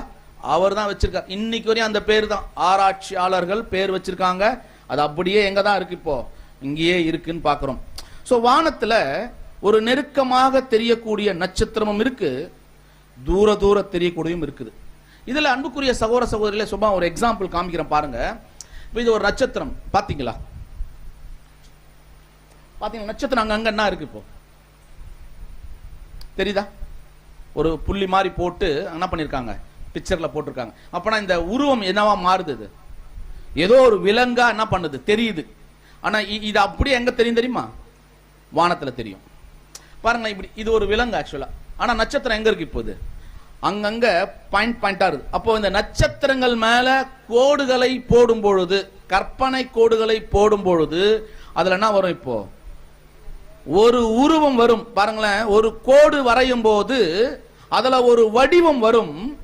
அந்த வடிவம் அது ஒரு உருவமா மாறும் போது அது தேவனுடைய ராசியாக மாறுது. அந்த இடம் ராசினா எது? இப்போ எது? கான்ஸ்டலேஷன் ஸ்டார்ஸ் அப்படின்னா எதுதான்? நட்சத்திர கூட்டம். அதான் அந்த நட்சத்திர கூட்டம் ஏதோ ஒண்ணு சொல்லுது. அது எதை சொல்லுது? அதான் ராசிங்கிறார். மஸரோத் அந்த ராசியை பத்தி சொல்றார். அப்படின்னா வானத்துல நட்சத்திரங்கள்ல பிரதான 12 நட்சத்திரங்கள் இருக்கு. நல்லா திங்க் பண்ணுங்க. வானத்துல எத்தனை இருக்கு? பிரதான 12 நட்சத்திரங்கள் இருக்கு. அதுதான் பாருங்களேன், பிரதான நட்சத்திர கூட்டங்கள். அப்புறம் அது ஆங்கிலத்தில் என்னதான் சொல்லப்பட்டிருக்கு? Constellation stars. அதுதான் மஸரோத் அப்படின்னு அழைக்கப்பட்டிருக்கிறது. அந்த மஸரோத் தான் எது? ராசிகள் அப்படின்னு பேர். அதை தொடர்ந்து எத்தனை இருக்கு அப்படின்னு பாத்தீங்கன்னா, நீங்க கொஞ்சம் கவனமா கேட்கணும். அந்த ஒவ்வொரு 12 பிரதான நட்சத்திரங்களுக்கும் பாருங்களேன், மொத்தம் பிரதான நட்சத்திரம் எத்தனை? 12. ஒவ்வொரு 12 நட்சத்திரங்களுக்கும் 3 துணை நட்சத்திரங்கள் இருக்கு. 3 துணை நட்சத்திர கூட்டங்கள். அப்போ ஒண்ணுக்கு 3 துணை நட்சத்திர கூட்டம் இருக்குன்னா அதுதான் இங்கிலீஷ்ல என்ன சொல்றோம்? 3 டீக்கன்ஸ் கான்ஸ்டலேஷன் ஸ்டார்ஸ் இருக்கு. அப்படின்னா அன்புக்குரிய சகோதரர்களே, இது எதுதான்? ராசிகள் அப்படின்னு சொல்லப்படுது. மஸரோத் அப்படின்னு சொல்றோம். அப்படின்னா ஒரு கணக்கு பாருங்களேன், ஒரு 12 பிரதான நட்சத்திரங்களுக்கு 3 துணை நட்சத்திரங்கள் இருக்கும்னா மொத்தம் எத்தனை துணை நட்சத்திரம்? 36. அப்பனா மொத்தம் எத்தனை நட்சத்திரம் இருக்கும்? 12 + 36 ரெண்டு கூட்டினா எத்தனை வரும்? 48. நம்ம 48 பார்க்கணும், அது என்ன ராசியை நமக்கு கொடுக்குதுன்னு. ஆனா இன்னைக்கு பார்க்க போறோமான்னா இல்ல. இன்னைக்கு தேவனுக்கு சித்தமானால் 1 அல்லது 2 பத்தி பார்க்கலாம். அவ்வளவுதான் டைம் இருக்கும். சோ அன்புக்குரிய சகோதர சகோதரர்களே, தொடர்ந்து இந்த வசனம் வாசிக்கலாம். சங்கீதம் 147:4. சங்கீதம் 147:4. அவர் நட்சத்திரங்களின் இலக்கத்தை எண்ணி அவைகளுக்கெல்லாம் பேரிட்டு அழைக்கிறார். அவர் நட்சத்திரங்களின் இலக்கத்தை எண்ணி என்ன பண்றாராம்? பேரிட்டு அழைக்கிறார். இது நம்ம எப்படி தெரிஞ்சுக்கணும்னா, நான் திரும்பி ரீகால் பண்றேன். வானத்துல பிரதான 12 நட்சத்திரங்கள், வானத்துல பிரதான 12 நட்சத்திரங்கள் இருக்கு. நல்லா திங்க் பண்ணுங்க. வானத்துல பிரதான 12 நட்சத்திரங்கள் இருக்கு. அந்த 12 நட்சத்திரங்களும் அதுக்கு பேர் என்ன? நட்சத்திர கூட்டங்கள். எபிரேய பாஷையில மஸ்ரோத், இங்கிலீஷ்ல கான்ஸ்டலேஷன் ஸ்டார்ஸ். அப்பனா அதுக்கு என்ன பேரு? ராசிகள். அதான். அப்படின்னா இந்த 12 நட்சத்திர ராசிகளை அதன் காலத்துல வர பண்ணுவாயோ? அண்டர்ஸ்டாண்ட் ஆகுதா? அப்படின்னா இந்த கான்ஸ்டலேஷன் ஸ்டார்ஸ்ல ஏதோ ஒரு ராசிகள் இருக்கு, அந்த ராசியை அந்தந்த டைம்ல உன்னால வர வைக்க முடியுமான்னு கொஸ்டின் பண்றார். அப்ப அந்த ராசி எது நமக்கு என்ன பண்ணியாகணும், இப்போ தெரிஞ்சா இப்ப புரிஞ்சிடும். அதே போல அந்த 12 பிரதான நட்சத்திரங்களுக்கு 3 துணை நட்சத்திரங்கள் இருக்கு. ஒண்ணுக்கும் 3 துணை நட்சத்திரம்னா 12 × 3 36 நட்சத்திரங்கள். 36 + 12 48 நட்சத்திரங்கள் இருக்கு அப்படின்னு நம்ம பார்க்கிறோம். 48 நட்சத்திரங்கள் என்ன சொல்லலாம் எபிரேய பாஷையில? 48 மஸ்ரோத் இருக்கு. இங்கிலீஷ்ல என்ன சொல்லலாம்? 48 கான்ஸ்டலேஷன் ஸ்டார்ஸ் அப்படின்னா 48 ராசிகள் அப்படின்னு அர்த்தம். ஆனா பிரதான ராசிகள் எத்தனை? 12. பாருங்க இந்த பிக்சர் பாருங்க. ஏரிஸ் பார்த்திருக்கீங்களா? Aries first, Taurus, Gemini, Cancer, Leo, Virgo, Libra, Scorpio, Sagittarius, Capricorn, Aquarius, Pisces. இது எத்தனை? இது 12 பிரதான நட்சத்திரங்கள். இதான் இந்த வானத்தில் இருக்கு நட்சத்திரங்களா பாருங்களா. இதான் 12. இந்த 12 நட்சத்திரங்கள் பக்கத்துல கொஞ்சம் என்ன கவனிங்க. பக்கத்துல ரொம்ப பிரைட்டா இருக்கும்.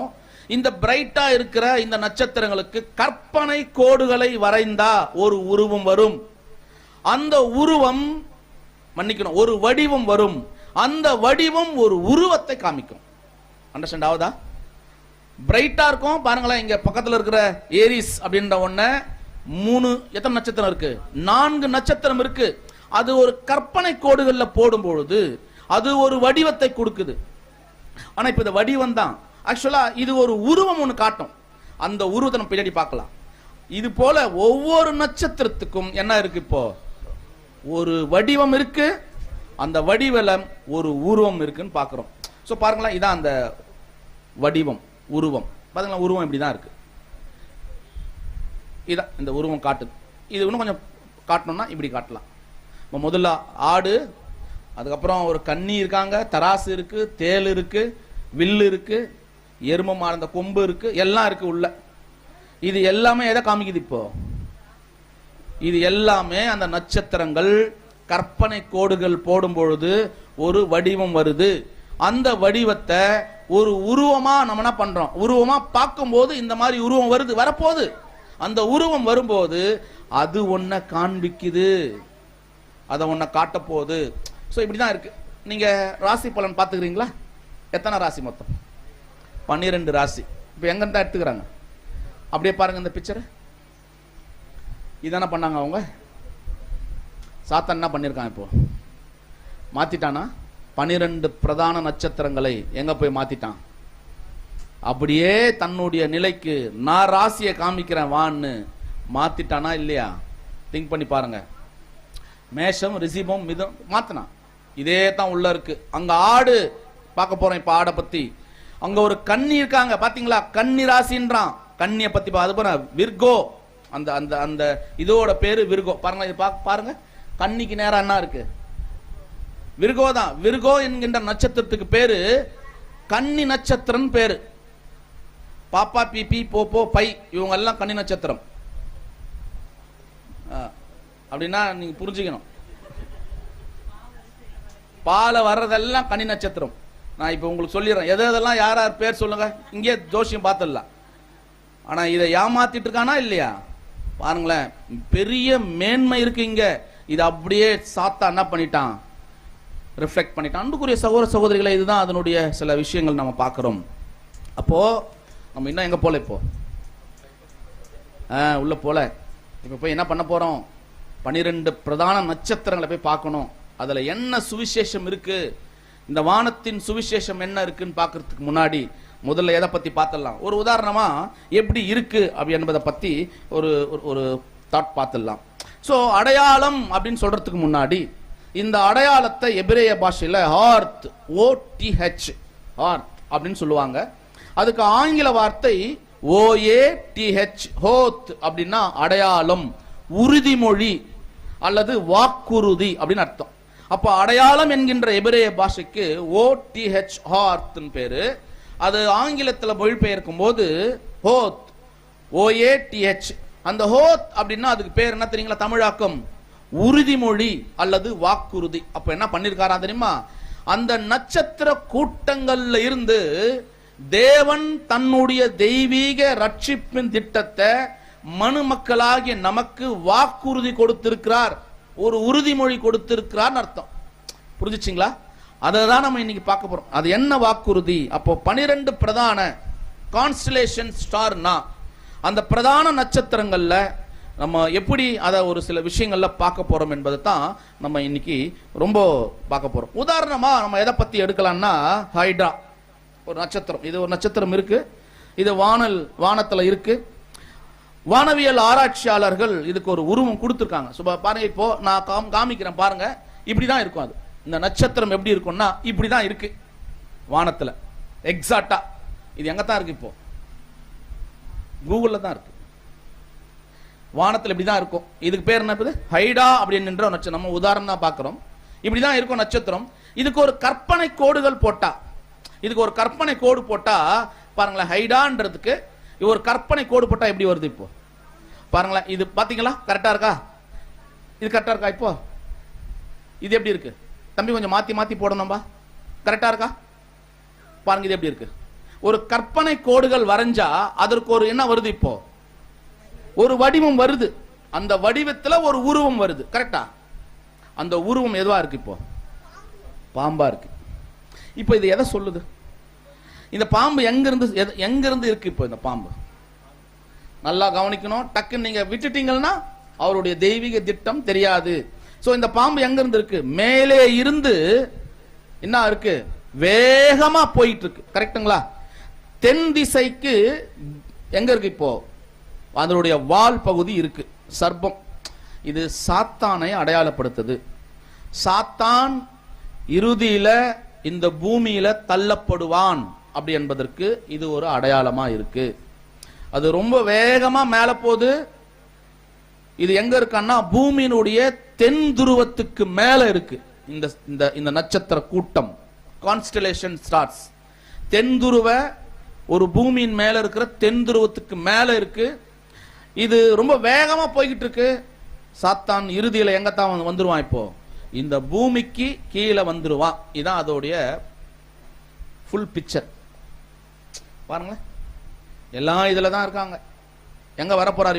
இப்போ இது ஒரு விளையாட்டு இருக்கு, பார்த்திருக்கீங்களா? அது ஒண்ணு இருக்கு. ரெண்டாவது ஒரு உதாரணம் பார்க்கலாம். என்ன உதாரணம் பார்க்கலாம்னா, டார்கோ. டார்கோ என்ற ஒரு விஷயம் பாருங்க. இப்போ கொஞ்சம் திங்க் பண்ணி பாருங்க. டார்கோ எப்படி இருக்கு? வானத்துல நட்சத்திரம் இப்படிதான் இருக்கு.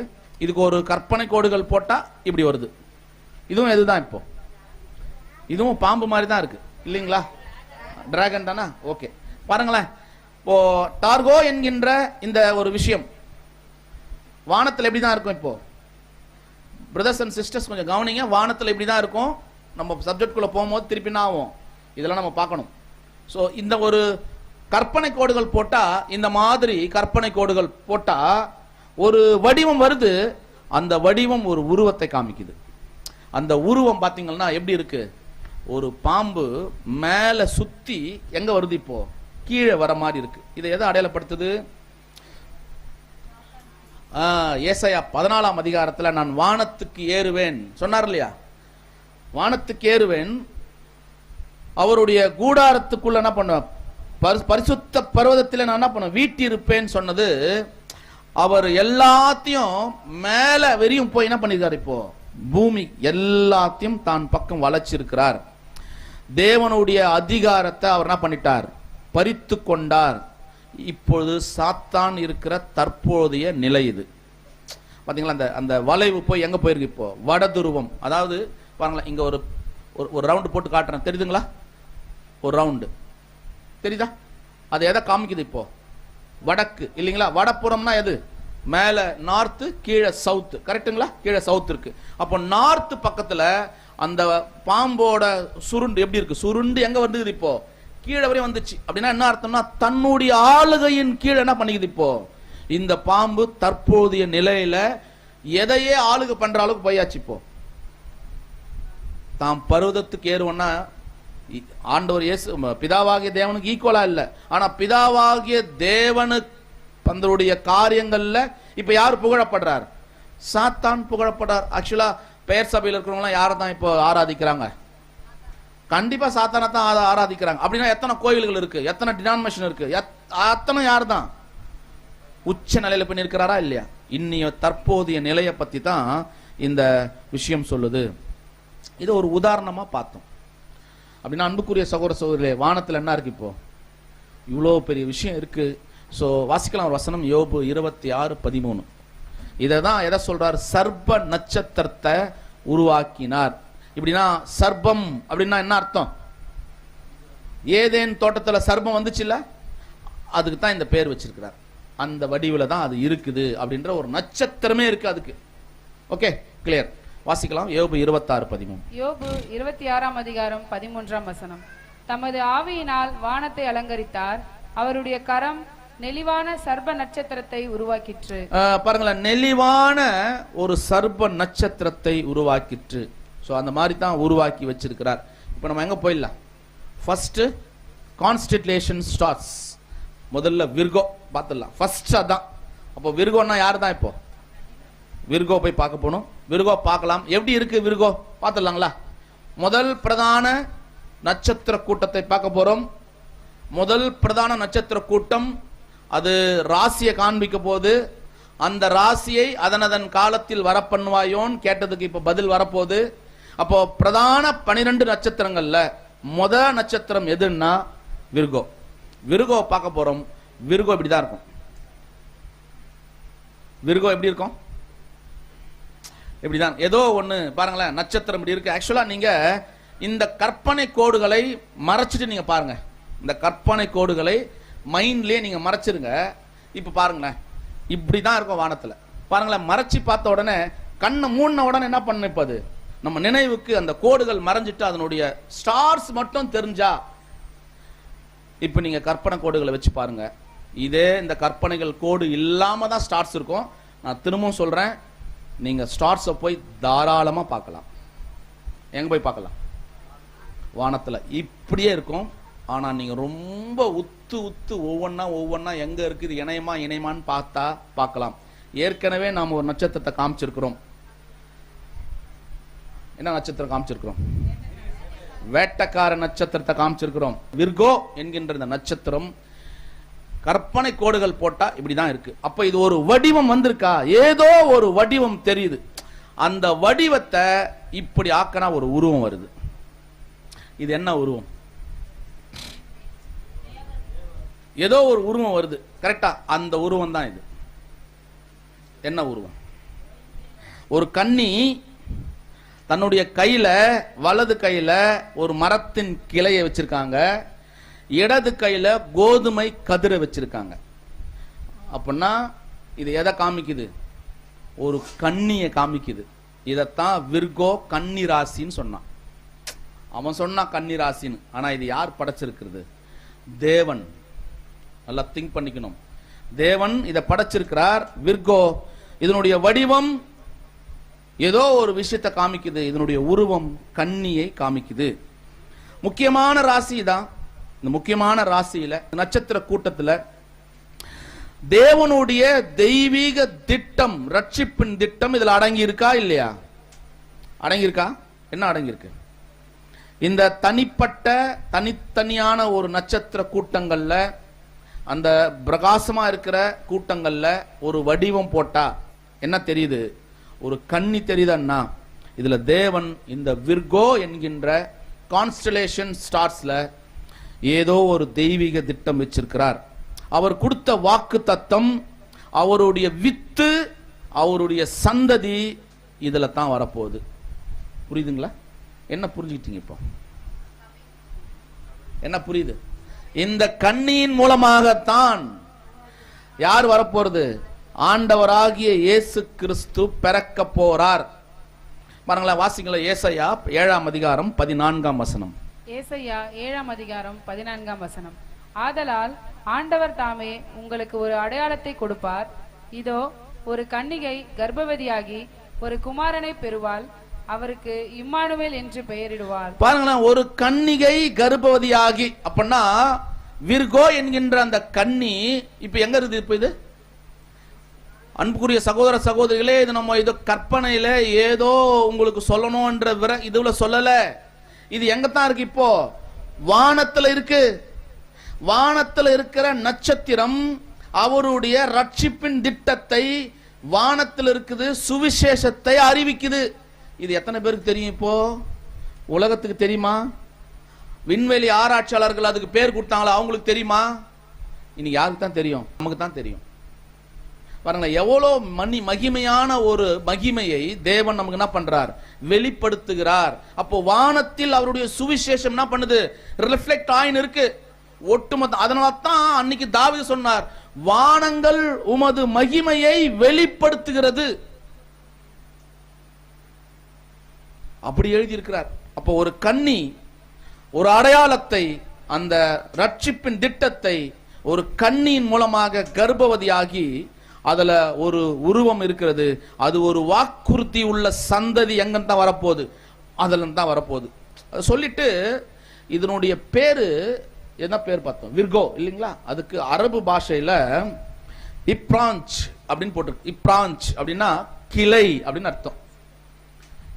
கிளை, கிளைன்னா யார் தான்? இப்போ கிறிஸ்து தான். அவரைத்தான் விதை சொல்லுது. கிளை வாசிக்கலாம். சகரியா 3ஆம் அதிகாரம் 8ஆம் வசனம். சகரியா 3ஆம் அதிகாரம் 8ஆம் வசனம். இப்பொழுதும் பிரதான ஆசாரியனாகிய யோசுவாவே, நீ கேள், உனக்கு முன்பாக உட்கார்ந்திருக்கிற உன் தோழரும் கேட்க கடவார்கள். இவர்கள் அடையாளமாய் இருக்கிற புருஷர். இதோ கிளை எண்ணப்பட்டவராகிய என் தாசனை நான் வரப்பண்ணுவேன். சோ பாருங்களேன், கிளை எண்ணப்பட்ட தாசனை. அப்போ தேவன் ஒரு புது கிளையை முளைத்து எழும்ப பண்ணுகிறவராக இருக்கிறார். அதுதான் அந்த ஹிப்ரான்ச் அப்படிங்கிற அரபு பாஷையில கிளை என்று சொல்லப்படுகிறது. அப்போ மனுஷன் உள்ள அந்த ஜாதிகளை வரப்பண்ணாமல், மனுஷ ஜாதியில யாரையும் வரப்பண்ணாமல் ஒரு புது கிளை. பாருங்களேன், ஒரு கண்ணியின் வயிற்றுல என்ன பண்றாராம்? ஒரு புதுசா பரிசுத்தம் உள்ளதா ஒரு புது கிளையை முளைக்க பண்ணுகிறார். எங்கிருந்து பண்ணல? இப்போ மனுஷ ஜாதியிலிருந்து பண்ணாம ஒரு புது கிளையை அவர் என்ன பண்றார்? அங்க செய்கிறதாக நம்ம பார்க்கிறோம். சோ அன்புக்குரிய சகோதர சகோதரிகளே, அப்போ வரப்போகின்ற ஒரு ராசி எது? இப்போ இப்போ நம்ம ராசினா நினைச்சிடணும், ராசினா நினைச்சிடணும், ஏதோ நினைச்சிடணும். அப்பனா இந்த உலகத்துக்கே ஒட்டுமொத்த ராசி எது? இந்த உலகத்துக்கே ஒட்டுமொத்த ராசி எது? ஆக்சுவலா நமக்கு இப்ப ராசி எது? நமக்கு ராசி வந்துச்சா? இப்போ நமக்கு ராசி கிடைச்சிச்சா? ஏன் கிடைச்சது? எப்படி தெரியுமா? கண்ணின் வயிற்றுல இயேசு கிறிஸ்து பிறந்துட்டார். இது ஒரு ராசி. அப்போ ஒட்டுமொத்த உலகத்துக்கும் இது ஒரு ராசி. இப்ப திங்க் பண்ணுங்க. யோபு கிட்ட கேட்கிறார், இதே மாதிரி ஒன்னு ஒன்னா போறோம். எப்பா ராசிகளை அதனதன் காலத்தில் வர பண்ணுவாயோ? கன்னி வயிற்றுல ஒரு குழந்தை பிறக்கிற மாதிரி உன்னால பண்ண முடியுமா? அந்த குழந்தை பரிசுத்தமா இருக்குமா? அது அதுக்கப்புறம் அதுக்கப்புறம் அதுக்கப்புறம் அதோடைய டீடைல் இதெல்லாம் உன்னால பண்ண முடியுமான்னு கொஸ்டின் பண்றார். புரியுதுங்களா? என்ன மாதிரி கொஸ்டின் பாருங்க அன்புக்குரிய சகோதர சகோதரிகளே. இப்ப நம்மளால பண்ண முடியுமா? ஆனா தெரிஞ்சுக்கிட்டோம் தேவனுடைய மகிமை. அவருக்கு தான் நம்ம என்ன பண்ணோம்? மகிமைகளை செலுத்தணும். சோ அப்போ கன்னிகை ஒரு நட்சத்திர கூட்டம், அது ஒரு கிளைன்னு சொல்றார். அதுக்கப்புறம் பாத்தீங்கன்னா சர்வாமாத் அப்படின்ற ஒரு எபிரேய பாஷையில ஆளுகிறவர், வரப்போகிறவர் அப்படின்னு சொல்லக்கூடியதாக இருக்கிறது. அன்புக்குரிய சகோதரர் வாசிக்கலாம் தொடர்ந்து. சங்கீதம் 72:8. சங்கீதம் 72:8. ஒரு சமுத்திரம் தொடங்கி மறு சமுத்திரம் வரைக்கும், நதி தொடங்கி பூமியின் எல்லைகள் வரைக்கும் அவர் அரசாளுவார். பாருங்களேன், பூமியின் எல்லை வரைக்கும் அரசாளுவார். யாரு? அந்த கண்ணியின் வயிற்றில் பிறக்க போகிறவர் அவர் அரசாள போகிறார் அப்படின்னு சொல்லக்கூடிய விஷயத்தை நம்ம பார்க்கிறோம். சோ விர்கோ அப்படின்னா அது எதான்? எதைத்தான் அடையாளப்படுத்துது? ஒரு கண்ணியை அடையாளப்படுத்துது. வலது கையில எதை வச்சிருக்காங்க? இப்போ ஒரு மரக்கிளை, கிளை. புரியுதுங்களா? இங்க எதை வச்சிருக்காங்க? இப்போ ஒரு கதிர். அப்பனா என்ன அடையாளப்படுத்துது? அறுவடை சபை. புரியுதுங்களா? அப்போ கன்னி ஒரு கிளையை என்ன பண்ண போறாங்க? இப்போ புது கிளையை கொண்டு வர போறாங்க. புரியுதா? இந்த பிக்சர் பார்க்கலையா நீங்க? பாருங்களேன், கிளை இங்க ஒரு கதிர்கட்டை இருக்கிறத பார்க்கிறோம். ஸோ இதுதான் அந்த விஷயம் பார்க்கிறோம். இதுக்கு என்ன பார்க்கணும்? இப்போ பிரதான ஒரு நட்சத்திர கூட்டம் பார்த்தாச்சு. பார்த்துட்டுமா? கான்ஸ்டலேஷன் ஸ்டார்ஸ் பார்த்தாச்சு. ஒன்னு ஃபர்ஸ்ட் எதை பார்த்துருக்கிறோம்? விர்கோ பார்த்துருக்கிறோம். ஆனா இதுக்கு என்ன இருக்கு? இப்போ 3 துணை நட்சத்திரங்கள் இருக்கு. நம்ம இதை பார்த்துட்டு இந்த சப்ஜெக்ட் முடிச்சிடலாம். கரெக்டுங்களா? இன்னும் 11 எப்போ பார்க்கலாம்? வருகின்ற காலங்களில் தேவனுக்கு சித்தமானால் பார்க்கலாம். நான் 2 கொண்டு வந்தேன், ஆனால் டைம் இல்லைன்னு நினைக்கிறேன். ஸோ இப்போ நம்ம என்ன பார்க்கலாம்னா துணை நட்சத்திர கூட்டம், டீக்கன் கான்ஸ்டலேஷன் ஸ்டார்ஸ். ஃபர்ஸ்ட் எதை பார்க்கலாம் அப்படின்னா கோமா. கோமா தான் பார்க்க போறோம். முதல்ல பார்க்கலாங்களா? இப்படிதான் இருக்கும் அந்த வானத்தில். வானத்தில் இப்படிதான் இருக்கும். ஆனா அதோடைய உருவம் எப்படி இருக்குன்னா, அதோடைய கற்பனை கோடுகள்ல உருவம் இப்படிதான் இருக்கு. இது எப்படி இருக்குன்னா, ஒரு அம்மா ஒரு குழந்தைய தூக்கி வச்சிட்டு இருக்கிற மாதிரி இருக்கு. இதே மாதிரி வானத்தில் இருக்கு. நான் ஏன் இதை சொல்றேன்னா, அதனுடைய நீங்க பிளே ஸ்டோர்ல போயிட்டு அது என்ன விதமா சத்தமா ஸ்டார்ஸ் அப்படின்னு நீங்க போட்டீங்கன்னா வருது. அதை ஒவ்வொன்றா நீங்கள் போய் என்ன பண்ணலாம், இதே மாதிரி பார்க்கலாம். எல்லாத்தையுமே பார்த்துட்டு அது அங்கேருந்து சில பிக்சர்ஸ்லாம் எடுத்துருக்குறோம். ஸோ தேவன் சில மகிமைகள் நம்ம கொடுத்துருக்கிறார். அறிவு பெருகும் காலம். ஸோ இது ஒரு குழந்தை தன் கையில் வலது கையில் ஏந்தி இருக்கிற மாதிரி இருக்கா? ஒரு குழந்தைய வலது கையில் ஏந்தி இருக்கிற மாதிரி இருக்கு. அப்படின்னா இது என்ன? இது பண்டைய காலத்தில் இதோடைய பேர் என்னன்னா கீழேயே போட்டிருக்கு பாருங்களேன். இதோடைய பேர்னா அப்படின்னு என்ன அர்த்தம்? விரும்பப்பட்டது அப்படின்னு அர்த்தம். அப்படின்னா என்ன அர்த்தமா? இந்த வடிவம் ஒரு விஷயத்தை சொல்லுது. இந்த பெயருக்கு அர்த்தம் விரும்பப்பட்டது. அப்படின்னா யார் விரும்பப்பட்டது? வசனம் வாசிக்கலாம். ஆகாய் 2ஆம் அதிகாரம் 7ஆம் வசனம். ஆகாய் 2ஆம் அதிகாரம் 7ஆம் வசனம். சகல ஜாதிகளையும் அசைய பண்ணுவேன், சகல ஜாதிகளாலும் விரும்பப்பட்டவர் வருவார், இந்த ஆலயத்தை மகிமையினால் நிறைய பண்ணுவேன் என்று சேனைகளின் கர்த்தர் சொல்லுகிறார். பாருங்களேன், விரும்பப்பட்டது அப்படின்னா எவ்வளவு ஆச்சரியம். பண்டைய காலத்திலேயே இதுக்கு பேரு என்ன பண்ணிருக்காங்கன்னா டிசைரட் அப்படின்னு பேர் வச்சிருக்காங்க. விரும்பப்பட்டது. ரொம்ப ஆச்சரியமா இருக்கா இல்லையா? வசனம் நமக்கு ரொம்ப தோதா இருக்கு. அன்புக்குரிய சகோதர சகோதரர்களே, நாம் தேவனுடைய ஞானத்தையும் வல்லமையும் அது பார்க்கும்போது நம்மெல்லாம் யாரும் இல்லை, ஒன்னுத்துக்கும் உதவாதவர்கள். அவர் தேவனுடைய திட்டத்தை எங்கெங்கெல்லாம் வச்சிருக்காரு பாத்தீங்களா? மனுகுலத்திற்கு நான் ரட்சிப்பின் திட்டத்தை வாக்குறுதியாக கொடுத்திருக்கிறார். அதை அவர் நிறைவேற்றுவார். சோ யூதருக்கு ராஜாவாக பெத்லகேமிலே பிறப்பார் அப்படின்னு சொன்னாங்களா இல்லையா? பெத்லகேமிலே பிறப்பாருன்னா அப்போ பெத்லகேமிலே பிறக்கக்கூடிய ஒரு விஷயத்தை தான் இங்க அவர் சொல்லக்கூடியதா பார்க்கணும். சோ விரும்பப்பட்டது இது ஒரு துணை. அப்பனா இது பாருங்களேன், மெயின் யார்? இப்போ விர்கோ. அதற்கு துணை என்ன சப்போர்ட் பண்ணுது? இப்போ கோமா என்ன சப்போர்ட் பண்ணுது? அந்த நட்சத்திரம் இல்ல விரும்பப்பட்டவர் ஒருத்தர் வரப்போறார் அப்படின்னு சப்போர்ட் பண்ணுது. இப்போ அடுத்த ஒரு இதை பார்க்க போறோம். அடுத்த 2வது டீக்கன்ஸ் கான்ஸ்டலேஷன் ஸ்டார்ஸ். அப்படின்னா அது என்னன்னு பார்த்தீங்கன்னா சென்டார்ஸ். அதான் பார்க்க போறோம். சென்டார்ஸ் அப்படின்ற ஒரு நட்சத்திரத்தை நம்ம இன்னைக்கு பார்க்க போறோம். ஸோ இது எப்படி இருக்கும் வானத்துல? கொஞ்சம் பாருங்க.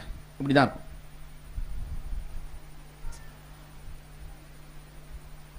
வானத்தில் இப்படிதான் இருக்கும். இது ஒரு கற்பனை கோடுகள் போட்டா இந்த மாதிரி இருக்கும். ஒரு மிருகத்து மேல ஒருத்தர் ஈட்டியை வச்சு ஒரு பெண் குத்துற மாதிரி இருக்கும். இது வருதா? இப்படியே வரும். நீங்க போட்டு பாருங்க. நட்சத்திரம் இப்படியே அப்படி அப்படியே அங்கங்க இருக்கும். நீங்க அந்த கற்பனை கோடுகள் அப்படி போட்டு பார்த்தா அதே மாதிரி எக்ஸாக்டா என்ன பண்ணும் நிற்கும். நான் இதுக்காகவே என்ன பண்ணேன், ஒரு வாரம் ட்ரை பண்ணி பார்த்தேன். இங்க நின்று பார்த்தோம். நானும் இலக்கியாவும் அதை அப்படியே ட்ரை பண்ணி பார்த்துருந்தோம். அதுக்கப்புறம் ஃபோனில் அப்பா நீங்கள் ஏன் இங்கே போய் பார்க்குறீங்க, ஸ்டாரை போய் பாருங்க சொல்லிட்டு அங்கே போய் பார்த்தா ஃபுல் டீட்டெயில் அதனுடைய என்ன எவ்வளோ ஸ்பீடு என்ன ஓடுதுன்னு மொத்தம் எங்கே கொடுத்துட்டுருக்குறான். இப்போ அதிலே கொடுத்துட்ருக்கான். ரொம்ப அருமையாக இருக்குது. ஸோ இது ஒரு ஈட்டியை வச்சு குத்துற மாதிரி போய்கிட்டு இருக்கு. அப்படின்னா இந்த சென்டார்ஸ் அப்படின்றது எதை அடையாளப்படுத்துதுன்னா, ஆண்டவர் இயேசு கிறிஸ்து புறக்கணிக்கப்பட்டவராக சாகடிக்கிறதுக்கு இல்லைங்களா? ஏசாயா பாருங்களா, இந்த ஸ்டில்லையும் பாருங்க. இப்படிதான் அவர் இருக்கு. ஒரு ஈட்டி இருக்கு. அதில் ஈட்டியை வச்சு குத்துனாங்களே அப்போ புறக்கணிக்கப்பட்டாரா ஆண்டவர் இயேசு கிறிஸ்து? சோ அதான் வாசிக்கிறோம். ஏசாயா 53:3 வாசிங்க. ஏசாயா 53ஆம் அதிகாரம் 3ஆம் வசனம். அவர் அசட்டை பண்ணப்பட்டவரும் மனுஷரால் புறக்கணிக்கப்பட்டவர். பாருங்களேன், மனுஷரால் புறக்கணிக்கப்பட்டவர் அப்படின்னா அந்த பிறக்கிறவர் என்னவா இருக்க போறார்? அடுத்தது புறக்கணிக்கப்பட போறார், ஈட்டியால் புறக்கணிக்கப்பட போறார். அப்புறம் எபிரேய பாஷையில பாவ நிவாரண பலி, சின் ஆஃபரிங், அவர் தான் அது சொல்லப்பட்டிருக்கு. பாருங்களேன், வாசிக்கலாம். ஏசாயா 53:10. ஏசாயா 53ஆம் அதிகாரம் 10ஆம் வசனம். கர்த்தரோ அவரை நொறுக்க சித்தமாகி அவரை பாடுகளுக்கு உட்படுத்தினார். அவருடைய ஆத்துமா தன்னை குற்ற நிவாரண பலியாக ஒப்பு கொடுக்கும். பாருங்களேன், குற்ற நிவாரண பலியாக அப்படின்னா சின் ஆஃபரிங். இப்ப என்ன சொல்ல வருதுன்னா, இது புறக்கணிக்கப்பட்டவர். எபிரேய பாஷையில, அரபு பாஷையில புறக்கணிக்கப்பட்டவர் சென்டாஸ் அப்படின்ற வார்த்தைக்கு, அது எபிரேய பாஷையில பாவ நிவாரண பலியாக அவர் வந்தார் இயேசு. அதனால தான் இந்த பிக்சர் எதை காமிக்குதுன்னா, அவரை குத்துறத காமிக்குது. முதல்ல விர்கோ எதை காமிக்குது? ஒரு கண்ணியில ஒரு கிளை வருவார், அது கதிர்கட்டை. அது எதை அடையாளப்படுத்துது? அவர் திரும்பி வருவார், அவர் வருகிறவர் அப்படின்றத அடையாளப்படுத்துது. அப்பனா அந்த அது எதை அடையாளப்படுத்துது? அந்த கதிர்கட்டு சபை. அதான் இன்னும் திரும்பி வருவார் தான் அர்த்தம். அது சபையை திரும்பி சேர்த்துக் கொள்வார் அப்படின்னு அடையாளப்படுத்துது. ஆனாலும் அவர் என்ன பண்ண போறார்? ஃபர்ஸ்ட் என்ன பார்த்தோம்? முதல்ல கோமா. அது என்ன நடக்குது? விரும்பப்பட்டவர் ஒருத்தர், இந்த உலகமே விரும்பப்பட்டவர் வர போறான்னு சொல்லுது. அதுக்கு அடுத்தது என்ன சொல்லுதுன்னா, சென்டார்ஸ், புறக்கணிக்கப்பட்டவர், அவர்தான் குற்ற நிவாரண பலியாக என்ன பண்ண போறார்? அடிக்க போறார் அப்படின்றத பத்தி சொல்லுது. சோ அதுதான் வசனங்கள் நம்ம படிச்சோம். மூணாவது துணை பாத்தீங்கன்னா புட்டிஸ். அப்போ 3 deacons constellation stars. Buddhist. Buddhist எப்படி இருக்கும்? இப்படிதான் இருக்கும். பாத்துங்க போட்டோஸ். சோ இதான் அது. இந்த பிக்சரை அப்படியே, இந்த உருவத்தை, இந்த வடிவத்தை ஒரு உருவமா மாத்தினா எப்படி வருதுன்னா இப்படிதான் வருது. இது என்ன பண்ணுது? யாரோ ஒருத்தர் என்ன பண்றார்? 2 மிருகத்தை பிடிச்சி இழுத்துக்கிட்டு வர மாதிரி இருக்குது இல்லைங்களா? இருக்கா இல்லையா? அருவாள் இருக்கு இல்லையா? என்ன அருவாள்? கருக்கு அருவாளை வச்சு அந்த ஈட்டி ஒன்று வச்சிருக்காருங்களா? ஈட்டி வச்சிருக்காரா? வச்சிருக்கார். கருக்கு அருவாள் அங்க மேல வச்சிருக்கிறார். ஒரு 2 மிருகங்களை என்ன பண்றாரு? அவரு இழுத்துட்டு வரார். ஒரு பிடிச்ச மாதிரி இருக்கு. அப்படின்னா என்ன அர்த்தம் தெரியுங்களா? அவர் வருவார். அவர் என்ன பண்ண போறார்? வருவார். அந்த கருக்கால்னா என்னது? எதை அடையாளப்படுத்துது? அறுவடை பண்றதுக்கு அவர் வருவார் அப்படின்றத, அது மிகப்பெரிய விஷயத்தை அது அடையாளப்படுத்துது. சோ அப்போ இந்த பெயருக்கு அர்த்தம் இது புட்டிஸ்னா வருகிறவர், அவர் வரப்போறார் அப்படின்றத அடையாளப்படுத்துது. பாத்தீங்களா? இந்த முட்டிக்கு பக்கத்துல ஒரு இடது கால்ல பாருங்க ஒரு ஸ்டார் இருக்கா? நான் ஹைலைட் பண்ணல, ஆனா நீங்க பாருங்க, இடது கால்ல ஒரு ஸ்டார் இருக்கு. இருக்கா?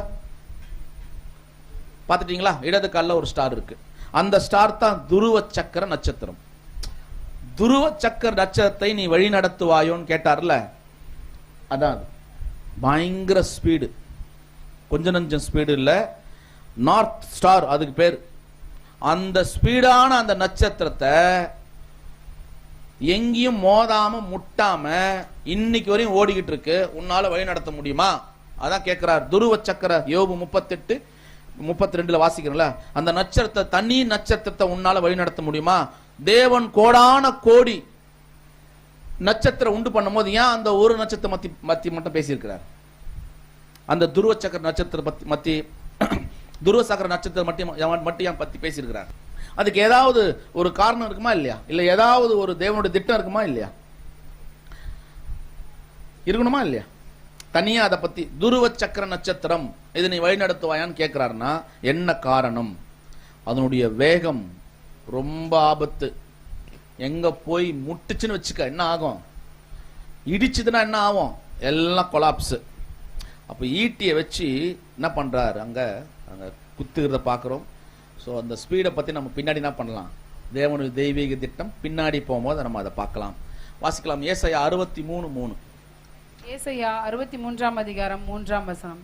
நான் ஒருவனாய் ஆலையை மிதித்தேன், ஜனங்களில் ஒருவனும் என்னோடு இருந்ததில்லை. நான் என் கோபத்திலே அவர்களை மிதித்து என் உக்கிரத்திலே அவர்களை போதும். நான் ஒருவனாய் ஆலையை மிதித்தேன். இப்ப என்ன பண்றாராம்? ஒருவனாய் ஆலையை மிதிச்சுட்டு எங்க வராரு? இப்போ உள்ள அவர் வரார், தன்னுடைய வருகிறவர் ஆளுகை செய்கிறதுக்காக வரார். அப்போ தேவனோட ரட்சிப்பின் திட்டத்தில் அப்படி இருக்கிறதாக நம்ம பார்க்கிறோம். இப்போ நம்ம எத்தனை பார்த்தோம்?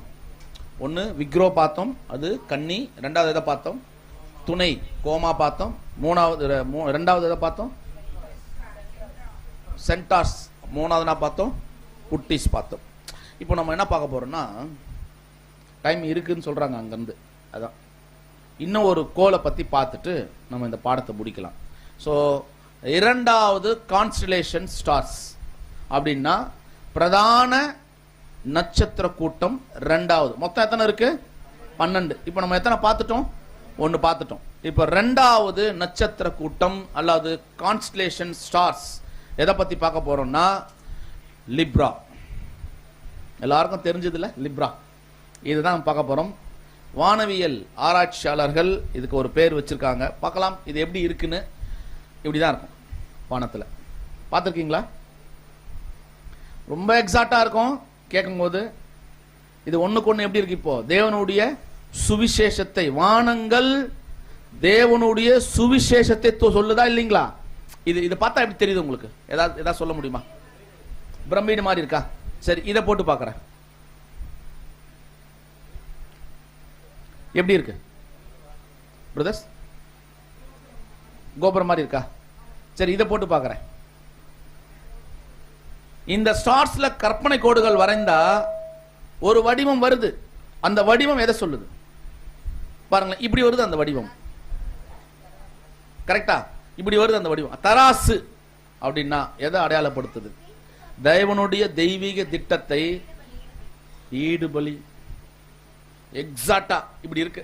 நீங்க போய் பாருங்க அன்புக்குரிய சகோதர சகோதரிகளே, ரொம்ப நேச்சுரலா இருக்கு. நீங்க வானத்துல இப்படியே இருக்கும். ஆனா தேடணும், அப்படியே தேடி பார்க்கணும். கொஞ்சம் கொஞ்சமா தேடி பாருங்க. வசனம் வாசிக்கலாம். 1 கொரிந்தியர் 6ஆம் அதிகாரம் 20ஆம் வசனம். 1 கொரிந்தியர் 6ஆம் அதிகாரம் 20வது வசனம். கிரயத்திற்கு கொல்லப்பட்டீர்களே, ஆகையால் தேவனுக்கு உடையவைகளாகிய உங்கள் சரீரத்தினாலும் உங்கள் ஆவியினாலும் தேவனை மகிமைப்படுத்துங்கள். நீங்கள் கிரயத்திற்கு கொல்லப்பட்டீங்க. தேவன் அவருடைய ஒரே பேரான குமாரன் இயேசு கிறிஸ்துவை ஜீவனை கொடுத்து என்ன பண்ணாரு? நம்மளெல்லாம் மீட்டு கொண்டிருக்கிறார். நீங்க கிரயத்து கொல்லப்பட்டிருக்கீங்க, விலை கொடுத்து வாங்கி இருக்கிறார். நம்ம எப்படி வரல? நம்ம ஏதோ நம்மளுடைய அறிவுல, நம்மளுடைய தாளந்துல, நம்மளுடைய இன்ஃப்ளூயன்ஸ்ல நம்ம என்ன பண்ணல? இப்போ வரல, மீட்கப்படல. தராசு அப்படின்னா தராசு எதை அறிமுகப்படுத்துது? தராசு சரிநிகர் சமவிலை. பாத்தீங்களா? தராசு எங்க இருக்கு பாருங்க. எங்க வச்சிருக்காரு இத தராசு? பிரதர் சிஸ்டர்ஸ், எங்க வச்சிருக்காரு? வானத்துல. அது என்ன சொல்லுது தெரியுமா? தேவனுடைய வானங்கள்ல சுவிசேஷத்தை சொல்லுது. அப்பா, உங்களுக்கு ஒரு கன்னிகை கொடுத்திருக்கிறேன். அந்த கன்னிகை மூலமாக அவர் விரும்பப்பட்டவர் இருப்பார், வெறுக்கப்பட்டவர் இருப்பார். அவர் அடிப்பாங்க. அவர் என்ன பண்ணுவார் தெரியுங்களா? சரிநிகர் சமவிலை உங்களுக்கு கொடுக்க போறார். அப்படின்னா ஒரு அடையாளத்தை கொடுக்க போறார். அந்த அடையாளம் என்பது ஆர்த், வாக்குறுதி. அது ஒரு உறுதிமொழி. கண்டிப்பா என் பையனால நீங்க கிரயத்துக்கு கொல்லப்படுவீங்க, நான் கொடுத்துட்ட வாக்குறுதியை தவற மாட்டேன். இது எதை சொல்லுது? நம்ம வாயில சொல்லல, பைபிள் இருக்குது. ஓகே, இங்க இருக்கு. ஆனா அப்படியே இது எழுத்துப்பூர்வமா இருக்கு. அது எப்படி இருக்கு? இப்போ வானத்துல அடையாளமா இருக்கு. இதத்தான் நட்சத்திரங்கள் அடையாளத்துக்காக வச்சிருக்கேன்றார். அன்புக்குரிய சகோதர சகோதரிகளே, இதுதான் அந்த கிரயத்துக்கு கொல்லப்பட்டீங்க அப்படிங்கிறார். அப்படின்னா அரபு பாஷையில ருபால் கமா அப்படின்ற ஒரு வார்த்தை இருக்கு. அதுக்கு என்ன மீனிங்னா, the fried which covered. அவர் என்ன பண்ணிட்டார்னா எல்லாத்தையும் கவர் பண்ணியிருக்கிறார். தன்னை சரிநிகர், அதான் சமவிலை கொடுப்பதற்கு கவர்டு அது பண்ணியிருக்கிறார். சரி செய்கிற ஒரு விலையை கொடுத்திருக்கிறாரா? சரி செய்யக்கூடிய ஒரு விலையை கொடுத்திருக்கிறது தான் இதை காண்பிக்குது அப்படின்னு சொல்லக்கூடியது. இந்த ஆக்சுவலா இந்த பேர் நம்ம இப்ப படிக்கிறோம்ல, இப்போ சிஸ்டத்துல இருக்குல்ல, எல்லாம் இருக்கா? நீங்க கூகுள்ல போய் சர்ச் பண்ணி பார்த்தீங்கன்னா இருக்கும். இது இப்ப இதெல்லாம் யார் வச்சது? யார் வச்சது? ஒரு விஞ்ஞானியை போய் கேட்டாங்களாம். கிமு 150 வாழ்ந்த ஒரு விஞ்ஞானியை போய் கேட்டா அவர் சொன்னாராம், நான் இத பேர் வச்சுட்டேன், ஆனா இது நான் வைக்கல, ஏற்கனவே பண்டைய காலத்துல யாரோ வச்சத நான் என்ன பண்ணிருக்கேன், இப்போ உங்களுக்கு சொல்லி இருக்கிறேன். எப்போ? கிமு 150வது வருஷத்துல. அப்ப நான் யார் வச்சிருப்பா? எங்க இருந்து தொன்று தொட்டு வருதுன்னு கொஞ்சம் திங்க் பண்ணி பாருங்க. அப்பனா இன்னைக்கு அறிவியல் ஆராய்ச்சியாளர்கள் இன்னைக்கு அந்த பேரை என்ன பண்ணிக்கிறாங்க, இப்போ அவங்களே ஏத்துக்கிட்டு இருக்கிறாங்களா, அவங்களே அந்த பேர் வச்சிருக்கிறாங்க, இன்னைக்கு வரையும் அவங்க அந்த பேரை உச்சரிக்கிறாங்க. அப்படின்னா தேவனுடைய மகிமை எப்படி இருக்கு? மாத்த முடியுமா? கன்னிராசியே மாத்த முடியல அவங்களால, முடியலையே. விருகோ தானே வச்சிருக்கான் இன்னைக்கும், மிதுனம் அதுக்கு பேர் அவன்லாம் வச்சிருக்கான். ஆனா இன்னைக்கு தேவன் வேற ஒரு விஷயத்துக்காக வச்சிருக்காரு இல்லையா, அவருடைய தெய்வீக திட்டம். அப்படின்னா கொஞ்சம் திங்க் பண்ணி பாருங்களேன். இன்னைக்கு யாராவது போய் அந்த ராசி பலனை பார்க்க போகும்போது நமக்கு எப்படி இருக்கும்? இப்போ எங்க அப்பா வச்சதை இவன் எப்படி யூஸ் பண்றான் பாரு. இப்போ நமக்கு என்ன வெறியாவும் தெரியுமா? நம்ம வீட்டுல இருக்கிற ஒரு பொருளை யாரோ ஒருத்தர் வந்து அதை வந்து கொஞ்சம் அசிங்கப்படுத்திட்டாவோ அல்லது உடைச்சிட்டாலும் நமக்கு எப்படி இருக்கும்? ரொம்ப கோபம்னா கோபம் வரும். இப்போ நமக்கு என்ன கோபம் வரும்? நீங்கள் கன்னி ராசியில் பிறந்திருக்கிறீர்கள், நீங்கள் மிதுனம் ராசி உள்ளவர்கள் சொன்னா, எங்க அப்பா தெய்வீக திட்டத்தை வச்சிருக்காருப்பா இந்த மனுகுலத்துக்கு, இத போய் எதுக்கோ யூஸ் பண்றீங்க. ச்சே, ஒரு பக்கம் கோபம் வரும், ஒரு பக்கம் அவங்க மேல பரிதாபம் வரும். பாருங்களேன், எவ்வளோ பெரிய விஷயம், எவ்வளோ மகத்துவம் உள்ளவர் என்பதை நம்ம பார்க்க முடியும். சோ இது எது? இப்போ இரண்டாவது பிரதான நட்சத்திர கூட்டம். சோ இது ஒரு இரண்டாவது கான்ஸ்டலேஷன் ஸ்டார்ஸ். ஏன் அதை அடிக்கடி சொல்லிட்டு இருக்கேன்னா, மஸ்ரோத் அப்படின்னா ராசிகள் அப்படின்னு அர்த்தம். சோ இப்போ இதற்கான துணை இருக்கணுமா இல்லையா? ஒரு துணை இருக்கும் இல்லையா? அப்படின்னா டீக்கன்ஸ் கான்ஸ்டலேஷன் ஸ்டார்ஸ் அப்படின்னா கிராஸ் அப்படின்னாலே என்னதான்? இப்போ சிலுவை தான் நட்சத்திரம். எப்படி இருக்குதுன்னு பாருங்க. வானத்திலே நட்சத்திரம் இப்படிதான் இருக்கும். நீங்க கோடு ட்ரை பண்ணி பாருங்க, பாருங்களேன், எக்ஸாக்டா கோடு இப்படிதான் இருக்கும். அந்த நட்சத்திரம் எதை சார்ந்து இருக்குது? இப்போ எத்தனை நட்சத்திரம் இருக்கு? இப்போ உள்ள 5 காயங்கள் பட்டு இருக்கிறத எவ்வளவு எக்ஸாக்டா குறிக்குது பாத்தீங்களா? அது அவர் தலையில முள்முடி வச்சாங்கல்ல, மேல இருக்கா, இங்க வலது கை இடது கை ஒரு ஆணி, காலு அவர் ஈட்டி குத்துனாங்களா விழாவுல, 5 காயங்கள் 5 நட்சத்திரம் எக்ஸாக்டா இருக்கு பாருங்க வானத்துல. பாருங்க பிரதர் சிஸ்டர், இது ஈஸியா தெரியும், தேடி பார்த்தா தெரியும். சோ இது எதை காமிக்குது? இப்போ தேவனுடைய சுவிசேஷம். இதான்பா, என் பையனை சிலுவையில தான் ஒப்பு கொடுக்க போறேன், அவர் 5 காயங்கள் ஏத்துக்க போறார் அப்படி என்பதை எதை சொல்லுது? இப்போ வானத்தில் உள்ள நட்சத்திரங்கள் அடையாளங்களாக ஒட்டுமொத்த உலகத்துக்கும் வாக்குறுதியை, ஒரு உறுதிமொழியை சொல்லிக்கிட்டு இருக்கு இந்த மனுகுலத்திற்கு. இது யாருக்கு தெரியல? இப்போ யாருக்கும் தெரியல, எங்கேயோ இருக்கிற நமக்கு தெரியுது. 1000 இயர் கிங்டம்ல அவங்களுக்கு எல்லாம் தெரிய வர வாய்ப்பு இருக்கும். சோ 5 காயங்கள் கட்டிங் ஃபுல் அப்படின்னு இருக்கு. எதுலன்னா எபிரேய பாஷையில சங்கரிக்கப்படுவார் அப்படின்ற வார்த்தை. கட்டிங் ஃபுல்னா சங்கரிக்கப்படுவார், கட்டிங் ஃபுல் ஆஃப் அப்படின்னு இருக்கு, சங்கரிக்கப்படுவார். வாசனம் வாசிக்கலாம் 19:30. யோவான் 19ஆம் அதிகாரம் 30ஆம் வசனம். இயேசு காடியை வாங்கின பின்பு முடிந்தது என்று சொல்லி தலையை சாய்த்து ஆவியை ஒப்பு கொடுத்தார். அவ்வளவுதான், ஆவியை அவர் ஒப்பு கொடுத்தார். அப்படின்னா தானியேல்ல கூட இருக்கலாம், மேசையா சங்கரிக்கப்படுவார் அப்படின்னு ஒரு வசனம் இருக்கு. சோ இதுதான் நம்ம இங்க பார்க்கக்கூடிய ஒரு விஷயமா இருக்கு அன்புக்குரிய சகோதர சகோதரிகளே. சோ ஒருவேளை இதெல்லாம் நம்ம பார்க்கும்போது நமக்கு தேவனுடைய திட்டங்கள்ல எவ்வளோ பெரிய ஆச்சரியத்தை உண்டு பண்ணது பார்த்தீங்களா? இப்போ நம்ம எதை பார்த்துருக்கோம்? இப்போ துணை ஒன்று தான் பார்த்துருக்கோம். ரெண்டாவது துணையை பார்க்க போறோம். ரெண்டாவது டீக்கன்ஸ் கான்ஸ்டலேஷன் ஸ்டார்ஸ் அப்படின்னா எதுதான்? இப்போ லூபஸ் அப்படின்னா சிங்கம் இல்லைங்களா? சிங்கத்தை தான் பார்க்க போறோம். வானத்தில் ஸ்டார் இப்படி தான் இருக்கும், ஒரு சிங்கம் தலைகீழா இருக்கிற மாதிரி இருக்கும். அந்த தலைகீழா இருக்கிற சிங்கத்தை யாரோ ஒருத்தர் குத்துற மாதிரி இருக்கும். அப்படின்னா என்ன அர்த்தம்? சிங்கம் நாக்க வெளியே தொங்க போட்டிருக்கா பாருங்க, இந்த பிக்சர்ல பாருங்க, நாக்கு தொங்க போட்டிருக்கா வெளியே, இப்படிதான் இருக்கும், நாக்கு தொங்க போட்ட மாதிரி இருக்கும். குத்தப்பட்டு கிடக்கிற மாதிரி. ஏன்னா குத்தி இங்க என்ன பண்ணிருக்காரு, இப்போ குத்தி இருக்கிறார், அது நாக்க தொங்க போடுது. தொங்க போட்டு இது யாருன்னா யூத ராஜசிங்கம் நாக்க தொங்க போட்டிருக்கிறார், நீர் இல்லாம தாகமா இருக்கிறார் அப்படின்றது காமிக்குது. வாசிக்கலாம் சங்கீதம் 69, 21. ஏன்னா இது எதுதான் இப்போ சங்கீதத்தில் தான் வாசிக்கிறோம், இது ஒரு தீர்க்க தரிசனம். வாசிங்க 69, 21. என் ஆகாரத்தில் கசப்பு கலந்து கொடுத்தார்கள், என் தாகத்திற்கு காடியை குடிக்க கொடுத்தார்கள். பாருங்களேன், இதான் தாகத்தை பத்தி, அவர் தாகமா இருந்திருக்கிறார் அப்படி என்பதை பத்தி. ஏன்னா தாகம் என்பது மிகப்பெரிய விஷயம். தேவனுடைய அந்த தெய்வீக திட்டம், அவருடைய தேவனுடைய விருப்பத்தை செய்யறதுக்கு யாரு தாகமா இருந்திருக்கிறார்?